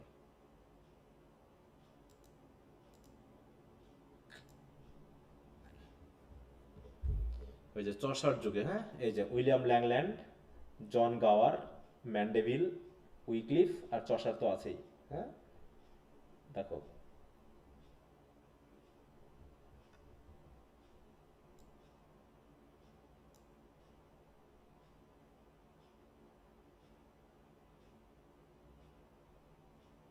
আচ্ছা যাও, তোমরা পড়ে নিও, ওটা নিয়ে আমি আর ইয়ে করছি না। তাহলে উইলিয়াম ল্যাংল্যান্ডের লেখা বইয়ের নাম কি? পায়ার্স প্লাউম্যান, তাই না? প্লাউম্যান।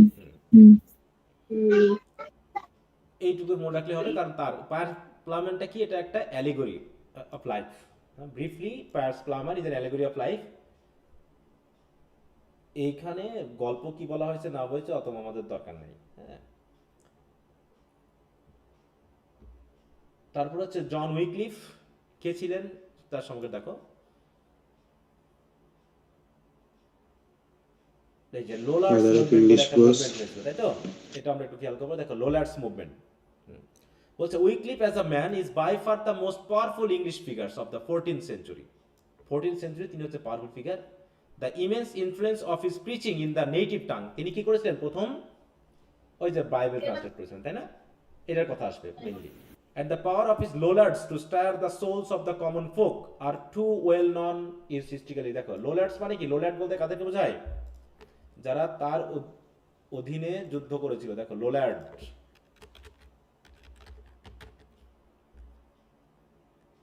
স্যার সহযোদ্ধা। লোলার্ড, লোলার্ডস ইন, দেখি এটা দেখি কি বলে। দেখো এই যে, হ্যাঁ, Lollards were a group of English Christians who live from the 1300 to 1500। They were a reform movement. দেখো, they were a reform movement that question the Catholic church authority and hierarchy. The Lollards were the first recognized critics of the established church since the 5th century। হ্যাঁ, তারাই চার্চের প্রথম মানে কি করে প্রতিবাদ করে চার্চের বিভিন্ন ধরনের দুর্নীতির বিরুদ্ধে। হ্যাঁ, তারা তাদের এই মুভমেন্টটাকে লোলার্ডস মুভমেন্ট বলা হয়ে থাকে। দেখো, the Lollards were led by John Wycliffe, a Catholic theologian who was dismissed from the university of Oxford in 1381 for heresy. হ্যাঁ, তিনি ধর্মবিরোধী কথা বলেন বলে হেরিসির অপরাধে তাকে কি করা হয়? তাকে অক্সফোর্ড থেকে বাতিল করা হয়।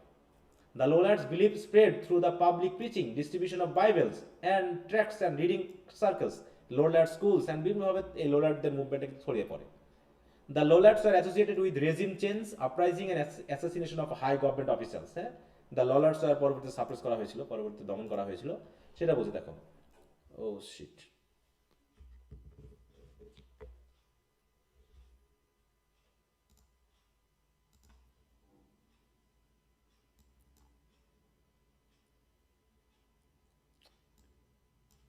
কি সমস্যা, মাউসে কাজ করে না কেন? আচ্ছা, তো দেখো,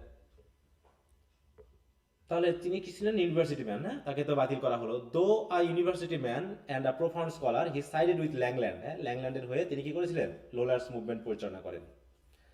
বলতেছে হিজ ইন্টারেস্ট, এটা গেল কি, দেখো, his great work which earn him দেখো his title of the father of English prose. আমরা কিন্তু আগে পেয়েছিলাম ফাদার অফ ইংলিশ প্রোজ, কি নাম কি ছিল? কোন রাজার? বেড। রাজার নাম কি ছিল? Alfred.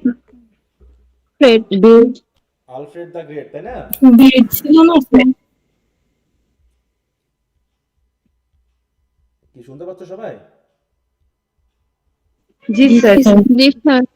তাহলে আমরা প্রথমে পেয়েছিলাম ফাদার অফ ইংলিশ প্রোজ বলা হচ্ছে কাকে? Alfred the Great. Great. Alfred the great. এখন আমরা দেখতেছি আবার ফাদার অফ ইংলিশ প্রোজ বলা হচ্ছে কাকে?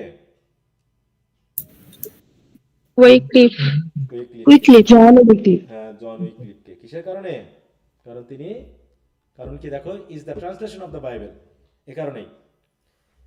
তাহলে আমরা কিন্তু পরীক্ষা আসলে কিন্তু আলফ্রেড দ্য গ্রেটই লিখবো, ঠিক আছে, কারণ তিনি প্রথম একদম।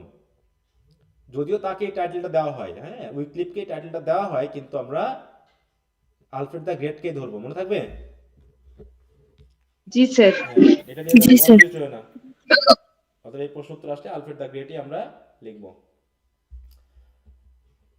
আচ্ছা, তারপর আছে আবার একটা, উইকলিফ হিমসেলফ ট্রান্সলেটেড দ্য গসপেল, দেখো, and much more of the New Testament. তিনি গোস্পেল ট্রান্সলেট করেন এবং অনেক নিউ টেস্টামেন্টের অনেক অংশই তিনি ট্রান্সলেট করেন। This translations were made from the Latin, দেখো, Vulgate, not from the original Greek or Hebrew, Hebrew থেকে না, কিন্তু ল্যাটিন থেকে করা। The whole work was revised in, অত দরকার নেই আমার কিছু, শুধু এটুকু মনে রাখো যে বাইবেলকে ট্রান্সলেট করে, সেটা মনে রাখলেই হবে, ঠিক আছে?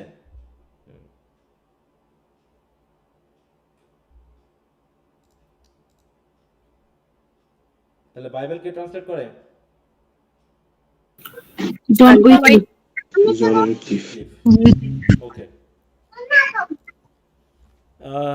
আর বেশি কিছু জন উইকলিফ সম্পর্কে আমাদের জানার দরকার নেই। তারপর হচ্ছে জন ম্যান্ডেভিল, এর সম্পর্কেও আমাদের খুব একটা বেশি জানার প্রয়োজন নেই, হ্যাঁ। তার একটা দুটো বই আছে, about the 1356 there appeared in England an extraordinary book called voyage and travel of Sir John Mandeville, হ্যাঁ, কারণ তিনি একজন ট্রাভেলার ছিলেন, সেই ট্রাভেলার হিসেবে তিনি বিভিন্ন দেশের বিষয় সম্পর্কে বর্ণনা করেছেন, তাই না? তার বই আমরা বিশেষ বিশেষ কিছু পাই, যেমন মার্কো পলো ইত্যাদি সহ। বলতেছে Mandeville who written in an excellent style in the midland dialect which was then becoming the literary language of England. তাহলে মিডল্যান্ড ডায়ালেক্টটাই মেইনলি লিটারি ল্যাঙ্গুয়েজ হিসেবে ব্যবহার হতো, হ্যাঁ। আচ্ছা, তো যাই হোক, বলছে for years this interesting work and its unknown author were subject of endless dispute, but it is now fairly certain that this collection of travellers tales is simply a compilation from অডোরিক, Marco Polo, এগুলো থেকে compile করে লেখা, original না। The original work was probably in France, which was speedily translated into Latin and then into English and other languages, হ্যাঁ। এইভাবে translate করতে করতে ম্যান্ডেভিল কি করেছে, কাহিনীগুলো নিজের মতো করে একটু লেখার চেষ্টা করেছে। এই হচ্ছে আমাদের চসার এইজের মেনলি আলোচনা আজকে, হ্যাঁ। যেগুলো যেগুলো বললাম, যেগুলো যেগুলো ফোকাস দিলাম, ঠিক সেইগুলোই পড়ে রাখবা, আর বাকি কিছু দরকার নেই। সামারিটা পড়লে অনেকখানি তোমরা পেয়ে যাবে, হ্যাঁ, বিশেষ করে রাইটারদের নাম, চসার, তাই তো, তারপর ল্যাংল্যান্ড, উইকলিফ, ম্যান্ডেভিল, এই তো মোটামুটি, না? The fifth writer of the age is Gower, who রোট in, তো গাওয়ার নিয়ে অত টেনশন করার দরকার নেই। এই তাহলে এজ অফ চসার আমরা পড়ে ফেললাম, ঠিক তো?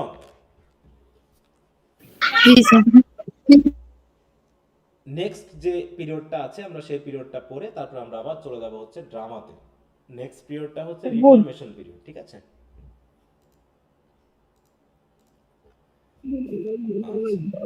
স্যার কোন ড্রামাটা পড়বো এরপর? এরপর যে ড্রামাটা আছে Arms and সেটা the Man। কি আছে? Second drama sir As You Like It, arms in the এক এক বই থেকে এক এক মতো আছে। As You Like It।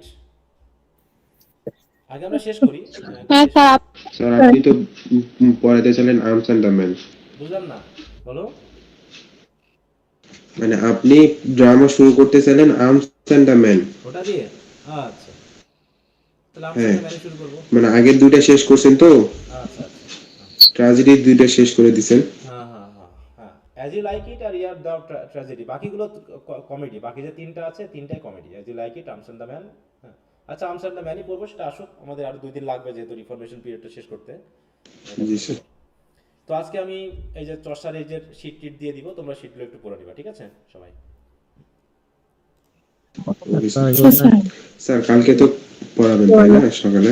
হ্যাঁ, কালকে ক্লাস আছে সকালে। বানানো হয়েছে।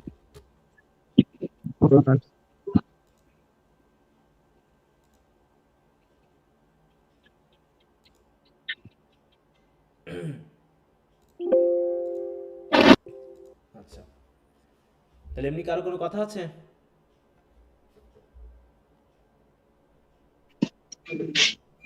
না স্যার। হ্যাঁ স্যার। স্যার ভালো দিনেই থাকে না, আজকে তারও নাই। হ্যাঁ হ্যাঁ,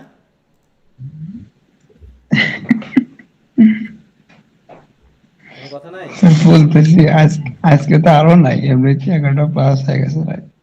আচ্ছা আচ্ছা, তো ঠিক আছে, তাহলে সবাই ভালো থাকো। ওকে, গুড নাইট, আগামীকাল সকালে কথা হবে। ওকে, বাই। জি স্যার, আসসালামু আলাইকুম। সবাইকে গুড নাইট।